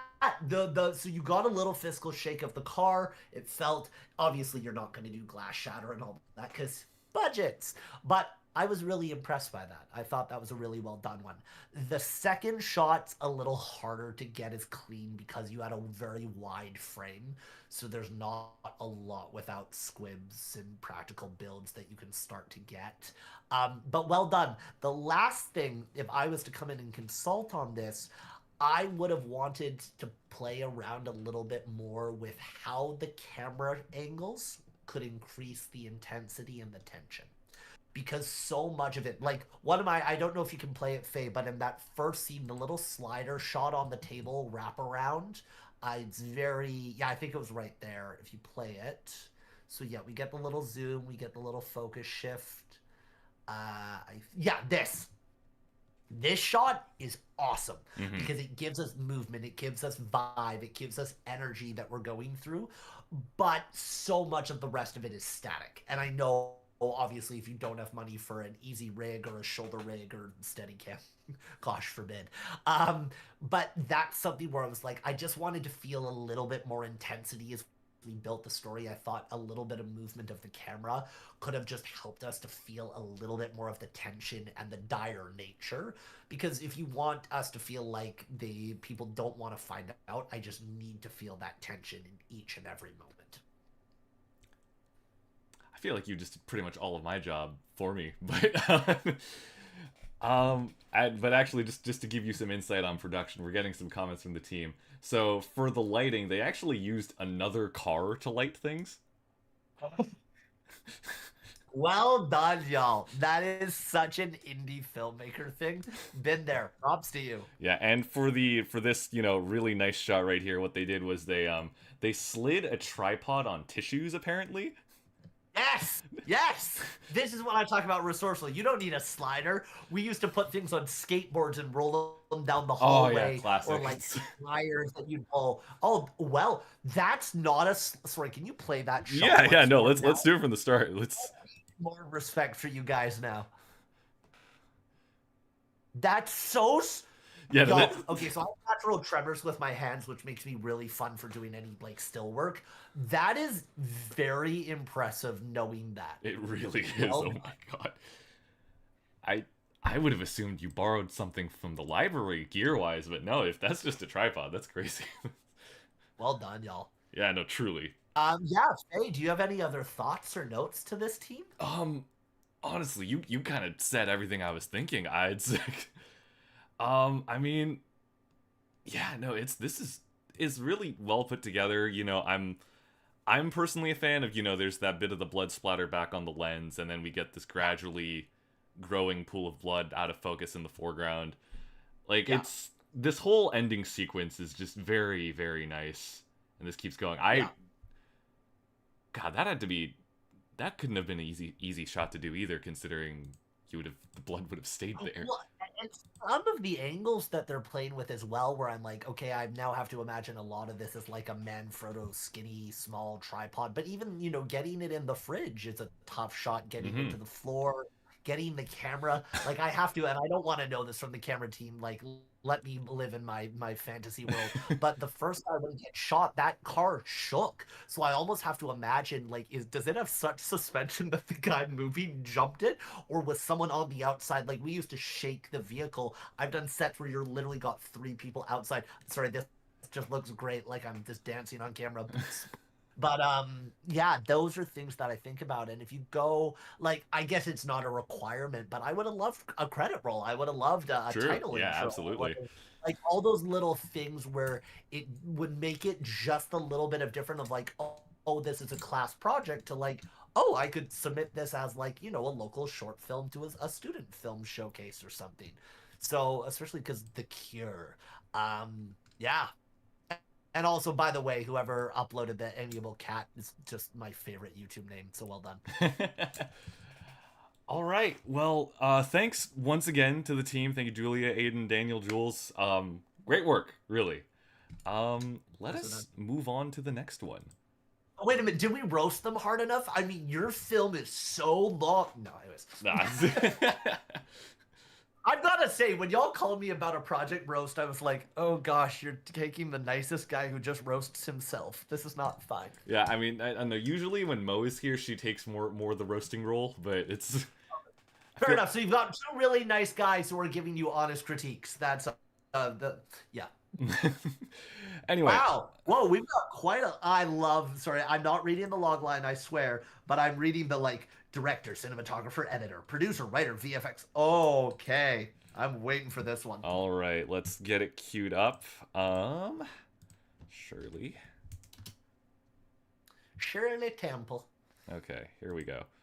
Just before we start, shout out to the team, Jaden, Abby, Dylan, Michael. You guys are all good. And to the cast, Peter, Andre, Therese, and Vanessa. I realized I started playing this without sound. That may be good to And have. also, I believe there's a name of Simon on there as well. Oh, did I not say Simon? Oh, no. It's... Who cares about Simon? Yep. Simon Wong Chung, I remember you. I see you there. You all deserve the credit. Yeah. Okay. And also, award-winning short film. Whoa. If anyone from the crew is in this chat, we're going to have to ask questions about that one. All right. Well, let's do it. Let's keep it going. Sunday, 11:05 a.m. Hey, this is Hugh from the Visions Gallery. We think your work would be a great fit at the upcoming exhibit at our gallery, so if you're interested with the... Sunday, 8:33 p.m. Hi, we're gathering speakers for the Artist and Design Conference, so call us back if you're interested. Sunday, 11:05 a.m. Hey, this is Dr. Cho. Just wondering if you wanted to book an appointment for your unexplained loss of voice a couple months ago.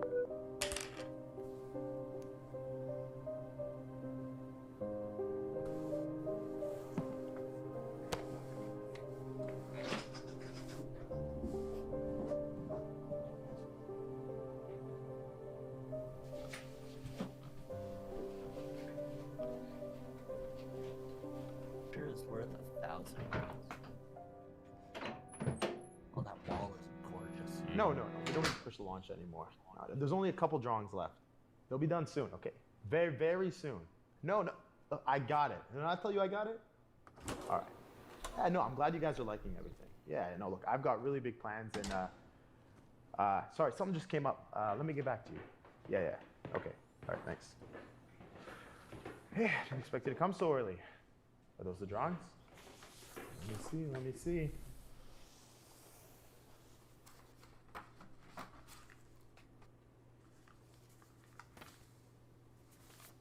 How's the book? Yeah, it's great. It's fine. Oh. I really needed these 3. Thank you, partner. So how many words you got? I guess that means not many.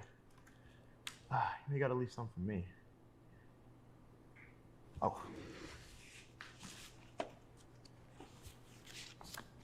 Here.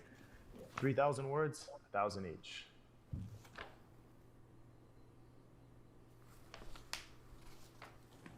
You know, it's funny how this works, isn't it? It's almost like magic between us. Thank you. Yeah, don't spend them all over the place now.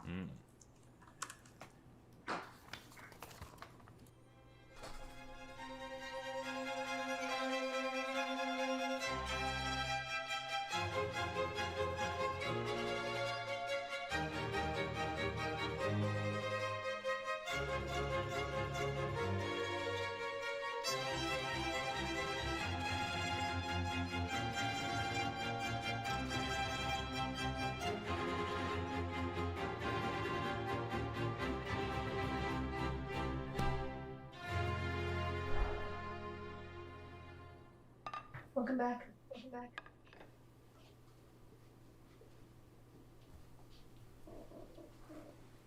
I'm back, Mom. How are you feeling? You know, don't worry about me. Oh, I wish I could see your face. I just really, really love these conversations. Me too. Oh, I have this story. I know how much you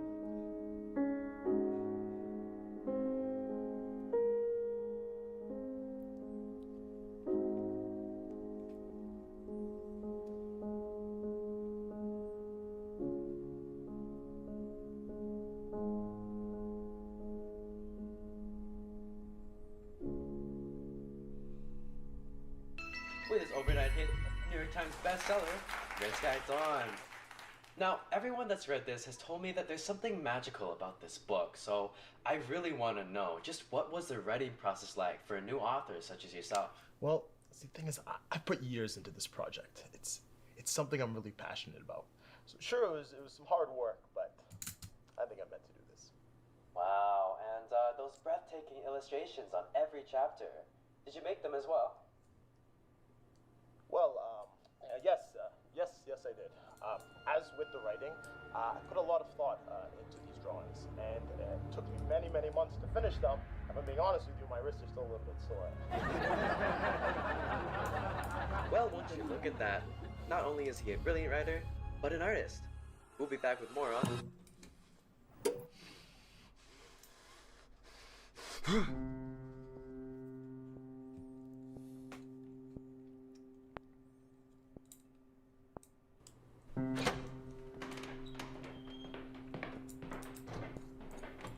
Hey, what are you doing here? Shouldn't need any more words yet. Oh wait, I know. You want to copy the book?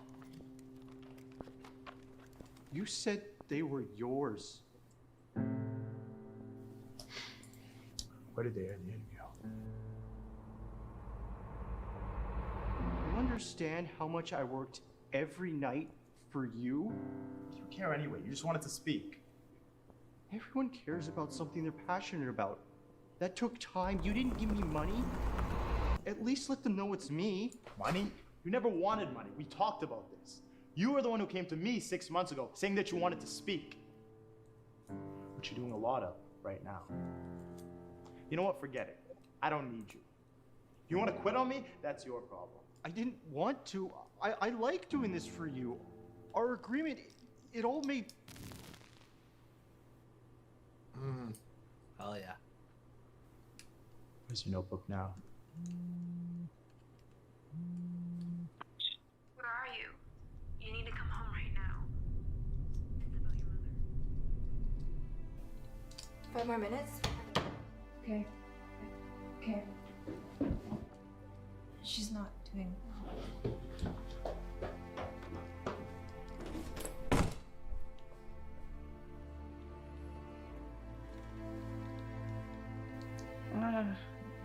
Nancy. Why hasn't he come home yet?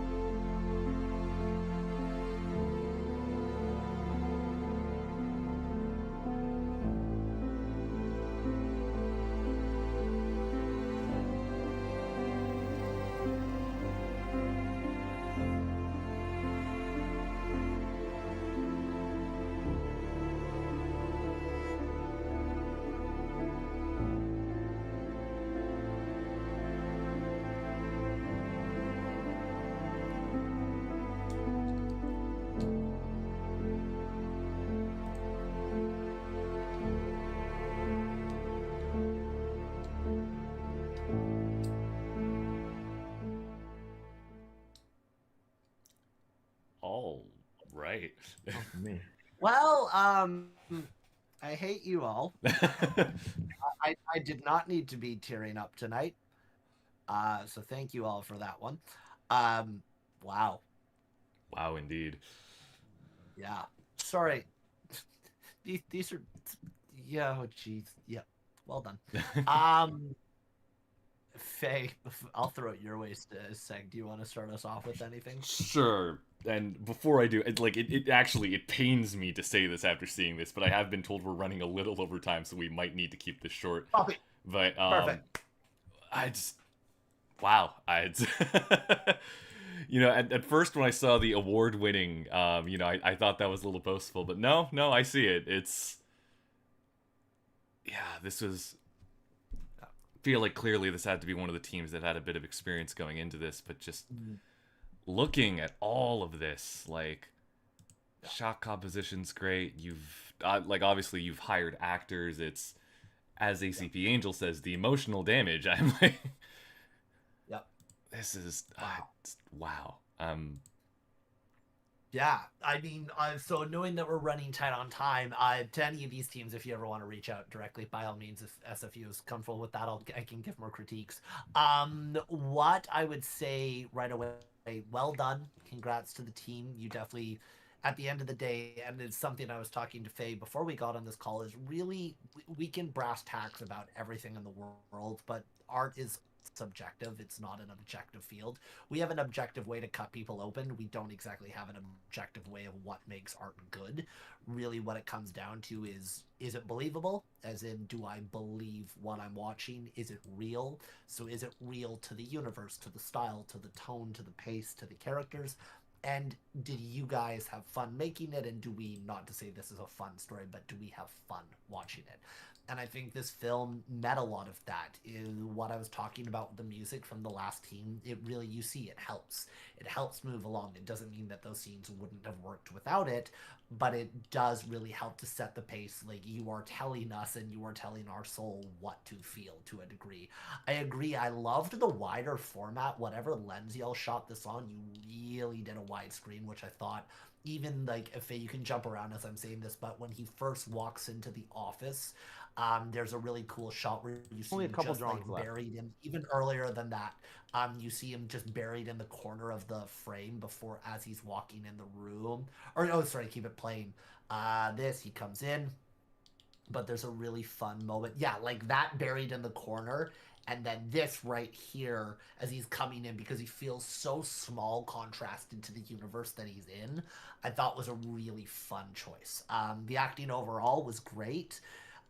For me, I know we're not critiquing the acting, but for the jerk, I think the best scene, what I'm calling the jerk, the book guy, I thought the end confrontation was great because we got a really grounded portrayal of this archetyped that we all know that we want to hate, whereas in difference to some of the earlier scenes, I would have even had more fun. I think you just could have spent some time and like made him even more that egotistical Ken that we all hated. Oh, absolutely. Things, just going from the top, just a couple notes that I wrote. It could have been a stream thing, but it felt like the beeping of the voicemails, the timing off the top was a little desynced, or it didn't totally make sense to me. With any of the call stuff, just it's really hard. Like, even going into the later one where he gets the news and then runs out, you need to give those moments in an actor reaction or a direction to really buy in, because we obviously understand, we already know and expect that this mom is on her decline, but it's something that can just help us even more if there's a camera shot or something to really buy us in, so it's not just like, and I'm out the door. Because naturally we would, but we're missing a little bit of the reaction of what he feels like.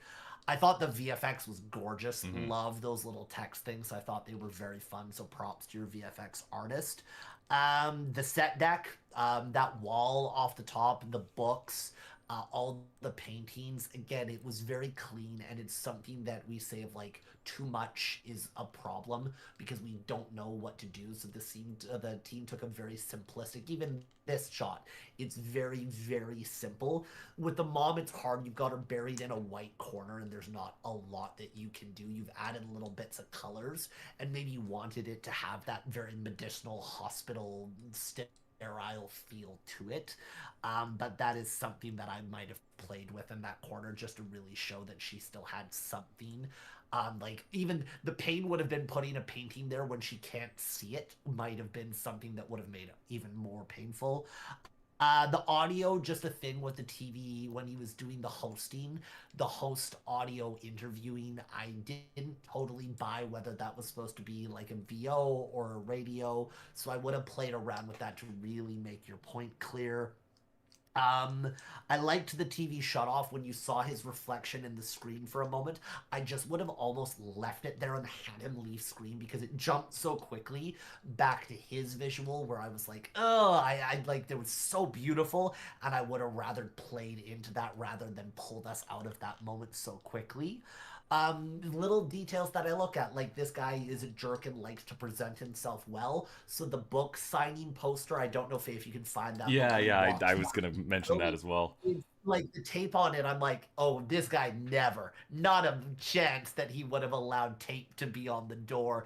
That would have been hidden in a roll underneath, because it's this image of right there. Yeah, the image of perfection that he would have had of like, oh, I need it cleaner, I need it to look good. Like, hey, girl. So little things like that I think about. One of my favorite camera moments, again, that just helps tell the story is when they're arguing.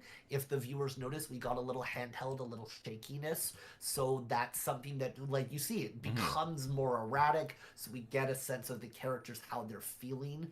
I thought off the top, I might have just changed and moved some shots around to really let us sit with them. But overall, did a very good job. And again, just little things in this story with pace. I think cuts could have been a little tighter or a little later. But overall, I mean, you win us because the message of don't waste your words on stupid people when we like it. As someone who's dealing with a passing right now, it is that like, what if this was my last thing I said, and can you live with that? So you touch the heartstrings. You have a great story. I think even stronger with just like really buying into the narrative to make sure your acting and your words are really pushing that. And this is my last note before I get yelled at. The only piece of dialogue I might have played with was when the mom's like, oh, I just wish I could see, and I love these conversations. The way it was directed was almost too much of a foreshadow for me. It was so like clear of like, this is the moral, and that's where as a viewer, like, you never want to feel preached to. It's something that we're struggling with a lot of like Disney media these days, is that feeling of like, I'm preaching my message. So just find more subtle ways to tell that story, because you did that so beautifully throughout the rest. Yeah, I mean, I echo most of what you're saying. Like, there was a few moments of disconnect with the sound that I noticed. Then, the word I use for such dialogue is it felt exposition-y, but yeah, it's 100%. Yeah.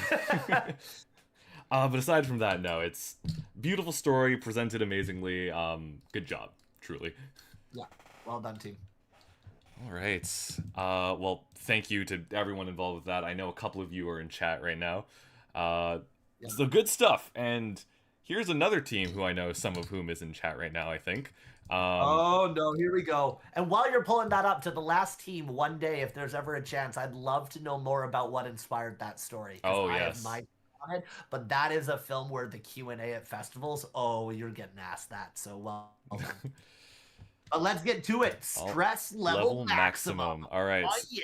So this, before I play it, this comes from Aiden, Alyssa, Aiden.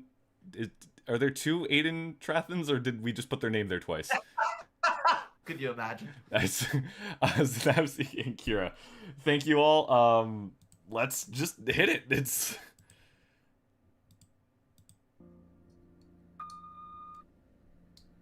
Hey David, don't forget about your therapist appointment today. I know it's hard, but I believe in you. You can do this. Love you.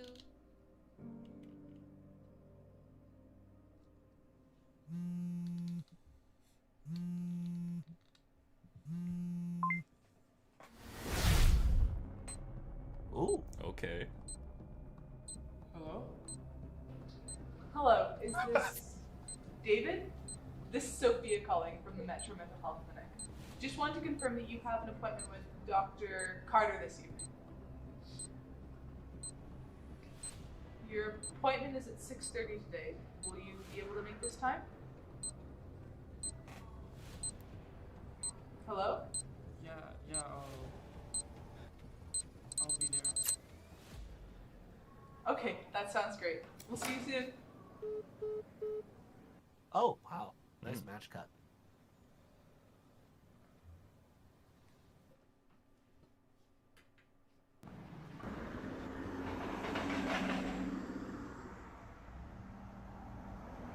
Excuse me.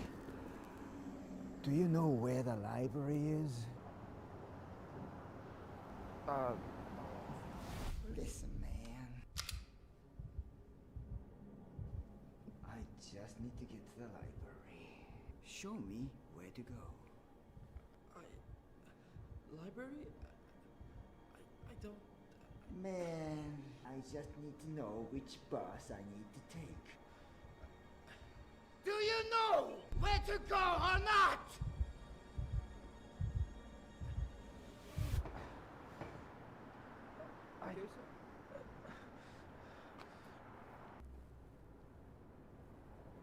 Okay, sure, thanks.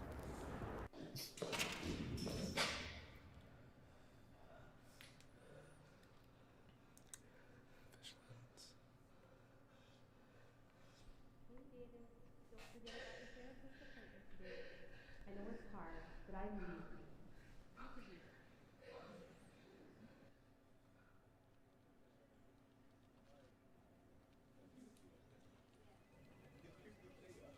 Hello, can I see your ID, please?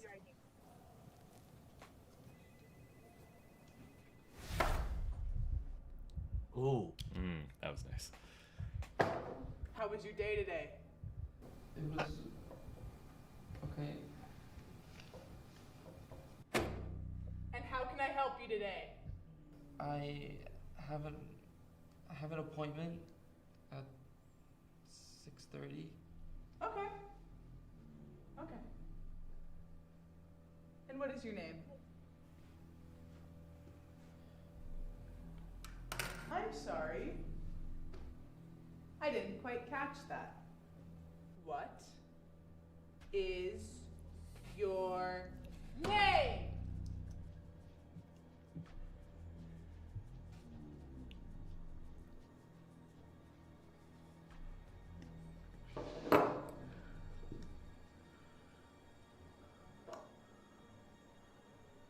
My name is David. Okay, just head on in. It's the second door on your right.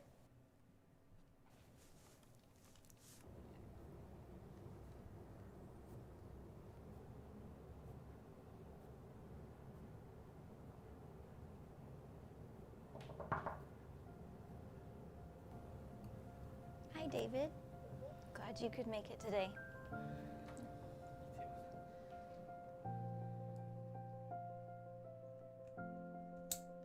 Hey. All right. Okay, chief editor.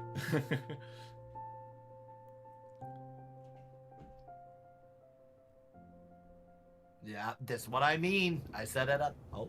Oh. See you next time. See you.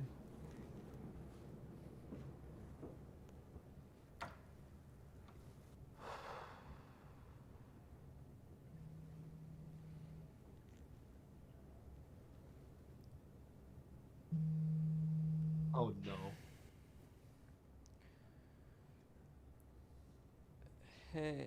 Hey, Mom. I just walked out.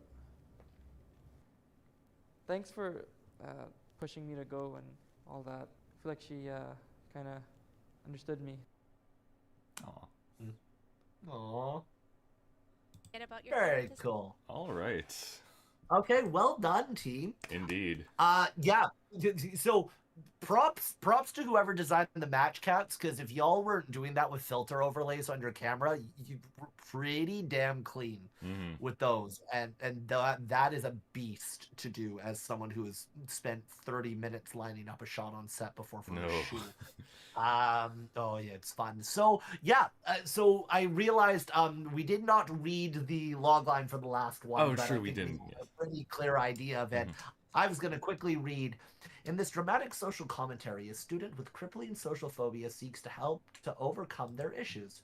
When their mind exaggerates seemingly normal interactions into stressful encounters, the road to therapy becomes much harder than expected. So yeah, I buy that, and I think like our first story had the most challenge, which is both the benefit and the curse of like it's so mysterious that you're automatically like, what is going on? This one is a little bit more obviously frontally obvious. You get right from the top of like, hey, this is anxiety, he's struggling, he's avoidant. So I think you did a very good job storyline wise of making it make a lot of sense as to what's going on. And then I never thought this was going to be the references of the night, but Scott Pilgrim again comes into play with these unique, like the effects and the designs, the cuts, all the split screens, all of those. You're creating a very, very, very, fun world within this anxiety that he's facing. So yeah, I think there was I really enjoyed the story and the writing. I think first critique I would say to the writer, just that last piece of dialogue, I really enjoyed that end, but it's going to go into something that Faye said on our last film, is it's expositional dialogue. It's dialogue that you felt you needed to be able to explain to us what was going on. And for me, in honesty, you didn't need any of that dialogue. Like, if he had just opened up and been like, hi, Mom. Yeah, I'm good. Like, you could have done it so subtly and with so little, which I think would have played in fun contrast to how busy the opening frame is and how conflicted, how busy and panicked his world is. To have something so relaxed, nonchalant, small, and open would have put a nice cap to the emotional journey. I love that shot with the card. My God, I want to steal how you did that. So well done.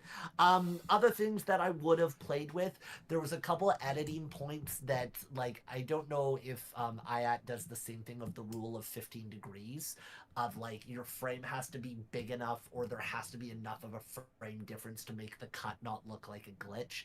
And there was one outside with the older gentleman where I was like, maybe you were cutting over a glitch, but it's something that took me out because it's not natural to the eye.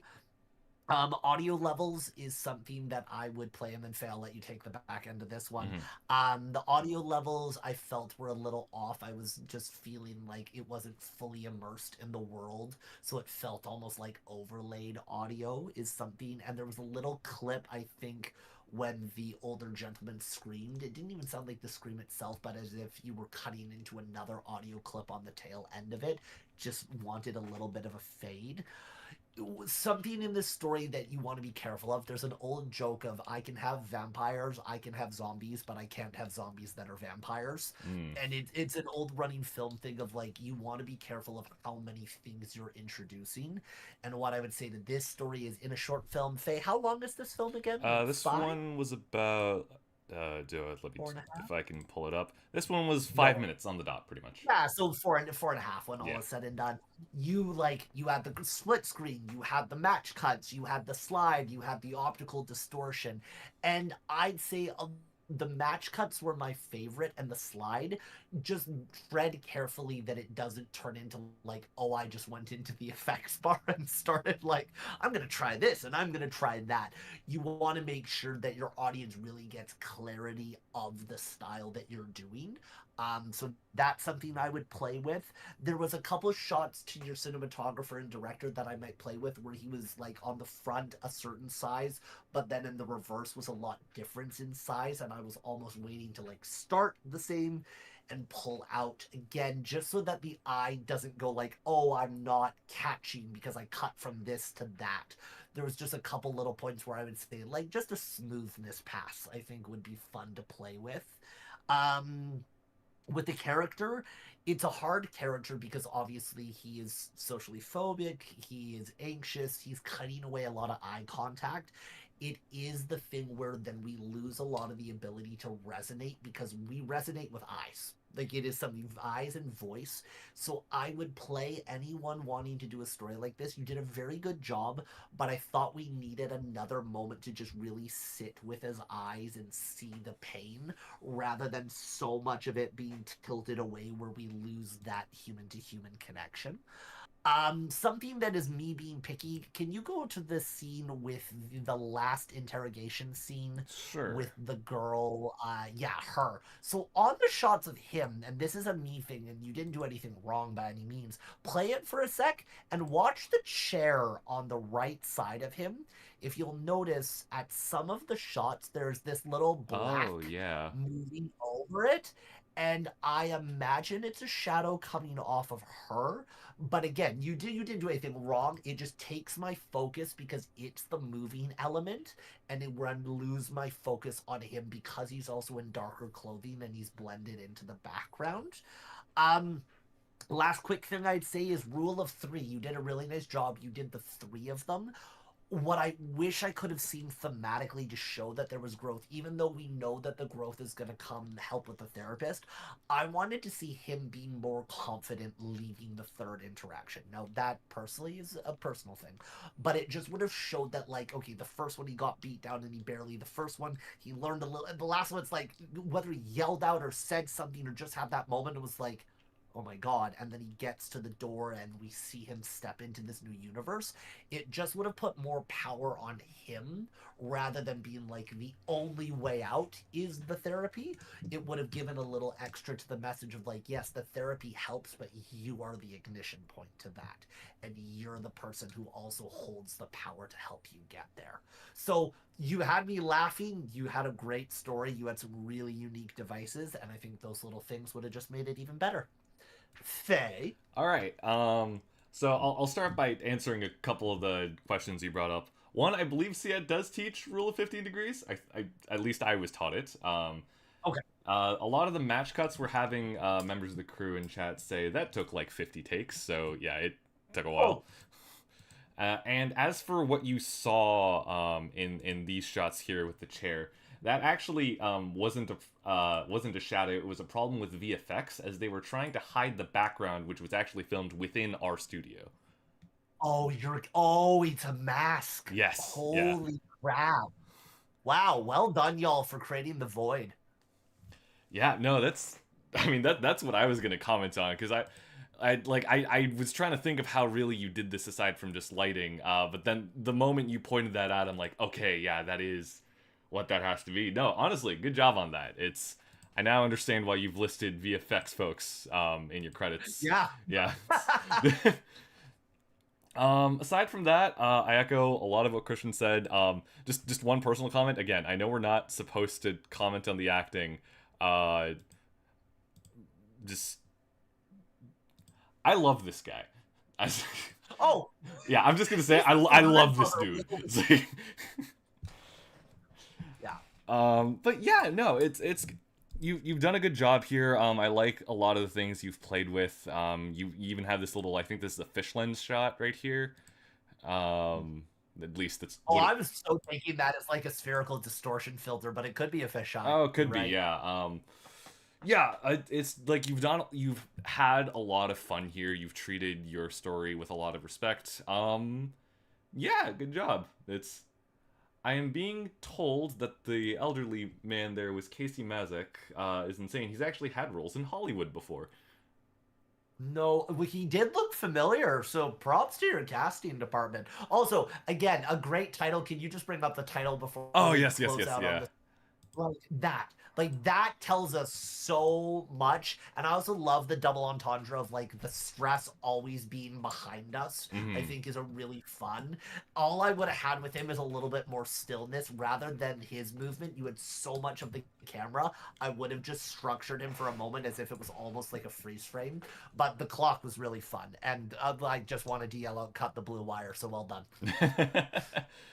All right, well, thank you very much to the team of Stress Level Maximum. We had a lot of fun watching that, and we have but one more film for today. On the line, let me see if I can not butcher this. So a cast of Jason, Brendan, and Dylan, and a crew of Roman, Rachel, Y, and Travis. All right, those are actually some familiar names to me, but... I'm sure I've probably also met some of you before, and if I'm not I think we both have. Well, it's funny because Simon popped up, and I was like, and a guy, or no, it wasn't Simon, it was Steven. A guy named Steven. Okay. Ooh, fun opening frame, and whoever has the recorder, well done. All right, let's see how this goes.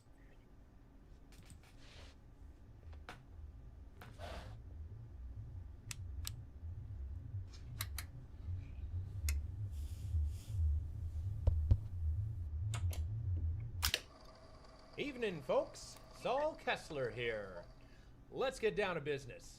We've got some great music lined up for you tonight, and we've got our first caller. Hey there, you're live with Kessler. What's on your mind tonight? I just want to say congratulations on your recent bust. I'm always impressed with how you uncover those truths. Not even the schools are safe. It seems as if everything is corrupt now. The things they let this generation get away with nowadays. So, where do you get your research? Well, I have many connections in the community. The police as well. They feel comfortable opening up to me. Are you certain they're credible? What do you mean? Looks like your connection is spotty. Next caller, please. Kessler, have you heard anything about the creep who tried to get his hands on those kids? Actually, no. After the court hearing, there's been radio silence. Get it? Good riddance, I say. Mr. Kessler. Hello? Are you sure you can believe everything you hear? What is this guy on about?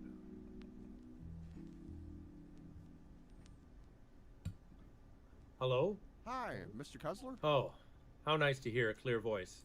Oh. What do you have for us tonight? Can't be easy with all the digging you did just to catch Andy Renner. And you got that indoctrinating program shut down to boot. Well, it's all thanks to the viewers. All your information helps me expose the crazy people. They don't deserve to live in peace. What the hell? This guy again? Excuse me? Sorry, dear caller. I have to deal with a moron that keeps returning. No worries. Thanks for your time. Hello? Hello, Mr. Kessler. Hello? What is it this time? You may want to be careful with your coffee. Don't make your listeners wait. The chat's already asked why you muted yourself. What do you want from me? Mr. Kessler, you know how far someone will go for their justice. What? So don't blame me for mine. You damn bastard, who is this?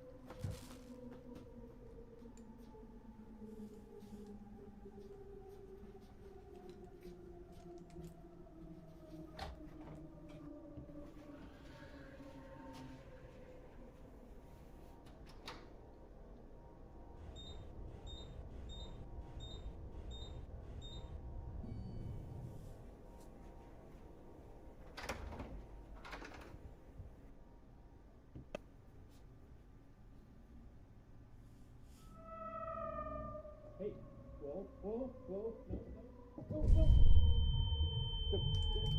You're Andy. It's okay. It's okay. No more talking, no more talking. No more talking.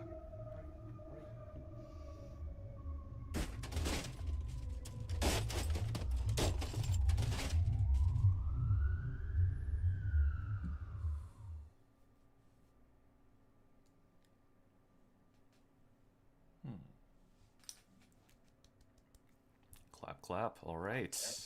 The police as well. Okay.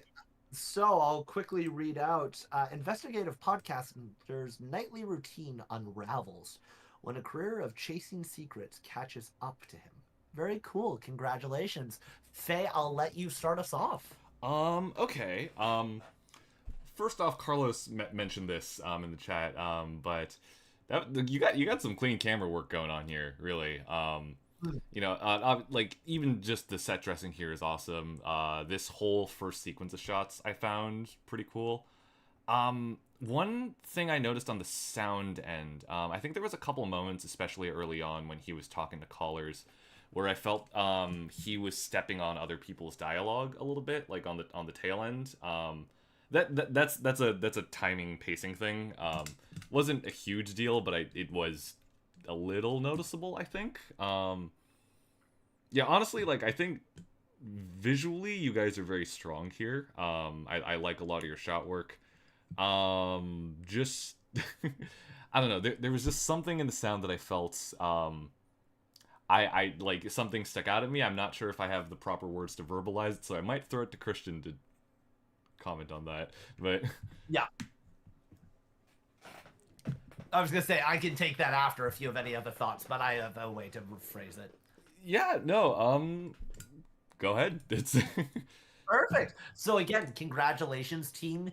You gave yourself a challenge. You know, doing truly. all the callers coming in is an audio nightmare. So to whoever did your sound recording and your post, congratulations on tackling it. I thought you had a lot of successful moments.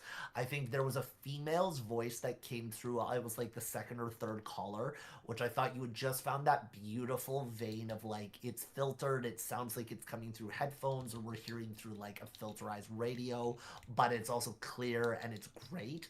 I really thought the filtering and the EQing for them was really clear for most of it, that they were callers.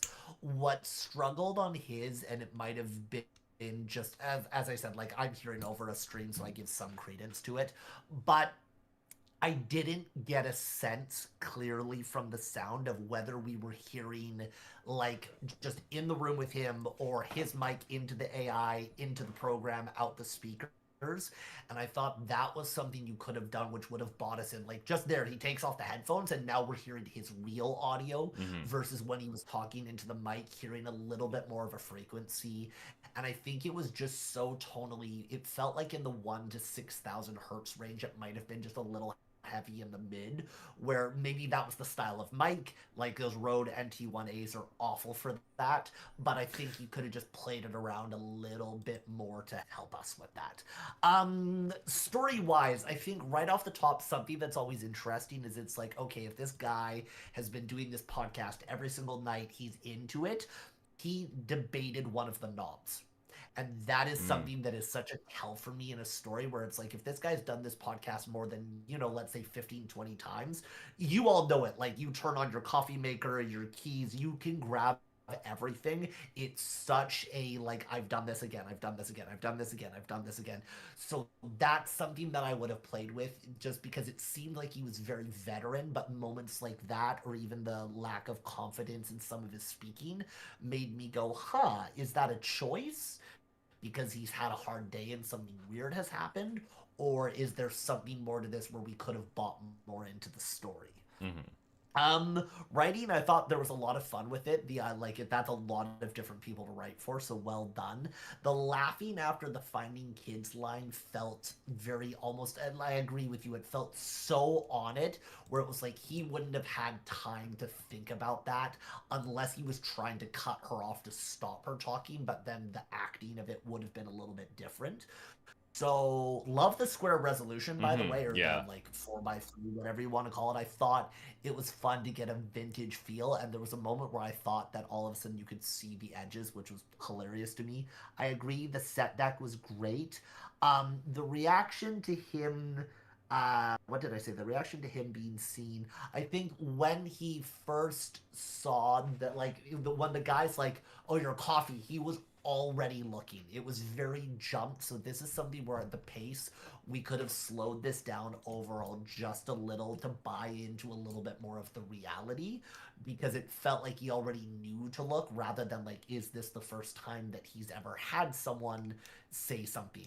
Set deck, again, want to compliment, it was great. To your cinematographer, I wanted to see a shot from the front. This could have been a stylistic choice. There was a lot of side shooting, which is really cool, but it very much does leave us a viewer of his life, and I wanted one moment, like that's still diagonal. I was waiting for that one Wes Anderson moment directly to the front, or even just eye level to him punched in a little bit.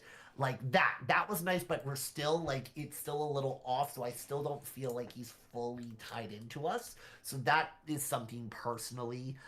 You didn't see him break anything. It was already pre-shattered, and that totally could have been an allowance to what you could do without pissing off your neighbors. Yeah. I so wanted to see that guy breaking, because he came, dude, whoever that was, great actor. He came in with such force and scream.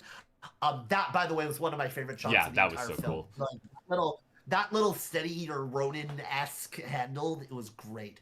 But yeah, I wanted to see a moment because his shove was almost stuck. I felt, and I get the room that he's not going to charge at the guy, but I would have almost found a way to get him more in the room. So when he got shoved back, he's not so stuck there.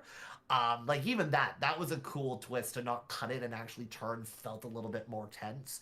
But yeah, the shatter, I wish we could have seen him even start to like grab the keyboard and then cut away, would have just bought me a little bit more.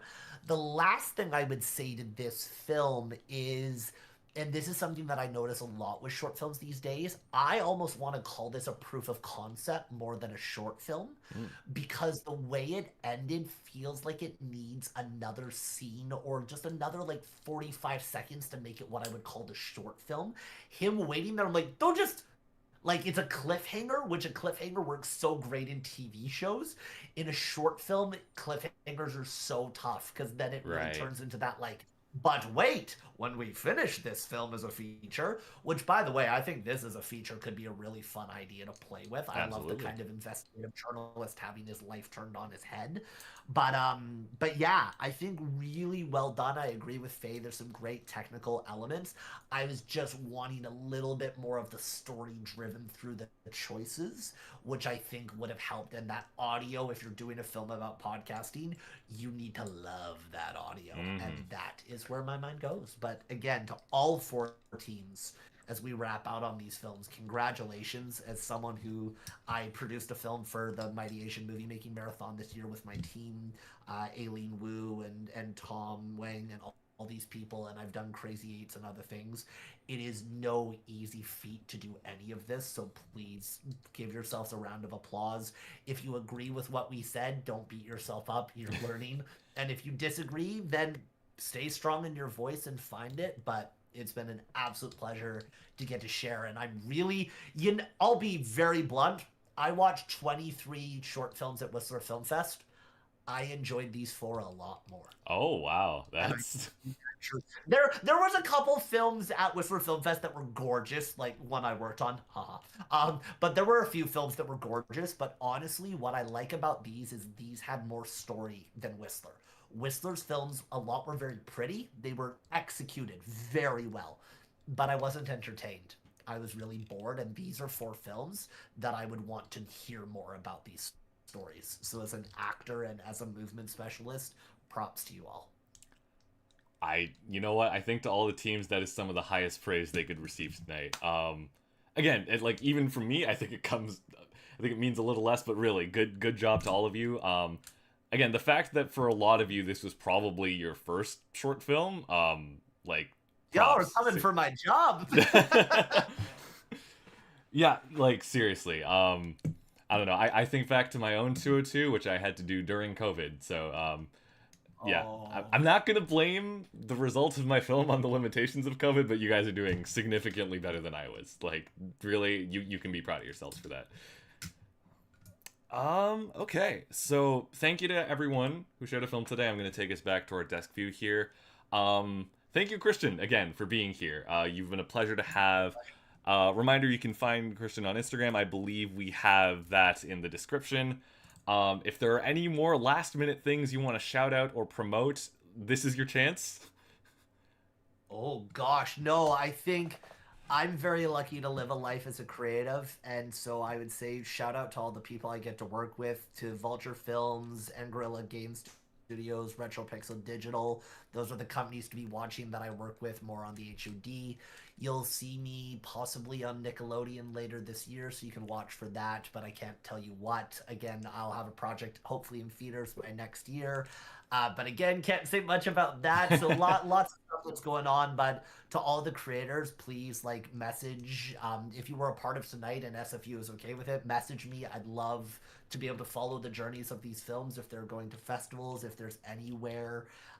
And final shout out to me, yeah, truthfully, just if you ever hear of anyone looking for a crazy, tall creative who loves movement and performance, don't hesitate to throw my name into the circle, because I am where I am because of the people I get to work with and the people who have supported and championed me. And for me, I want to do that for the next generation. So don't hesitate to reach out. Please, if you enjoyed making films or video games, keep making them. And to anyone crazy enough to tackle this industry, I wish you nothing but the best.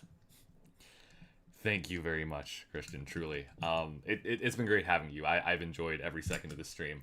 However, now it's my turn to do a little shilling now. So do it! Yeah, okay. So, a couple announcements. I'll be back streaming on Monday. I'm not sure what yet. We also have a bunch of projects that were not films that were submitted, I believe. So we'll be tackling those at some point, probably in the new year, I think. I could be wrong. Any mods are willing to, if you want to correct me on that, please do. And one more thing to tease. As I said last time, the holidays are approaching, and we have a bit of a present from Studio Seat to all of you. It's going to be going up on Christmas Day. Subscribe, check out our socials. We're going to be teasing it here and there. It's a very fun project. I had a lot of fun working on it. And so did the rest of the team. So look forward to that. I don't know when we're first dropping hints, but that will be soon. Yeah, I think that is everything from me. So I'm gonna, I will do my usual spiel of thank you all for coming. This has been your Studio C Virtual Ambassador Faye Ayato, joined today by our wonderful, wonderful guest. To all my interns, thank you for coming. Be sure to clock out on your way out. And to all our possible new hires, the subscribe button is right there, and all the other usual YouTube requests. This has been very fun. I've enjoyed it, and I will see you all next time. Bye. See ya. Bye, y'all.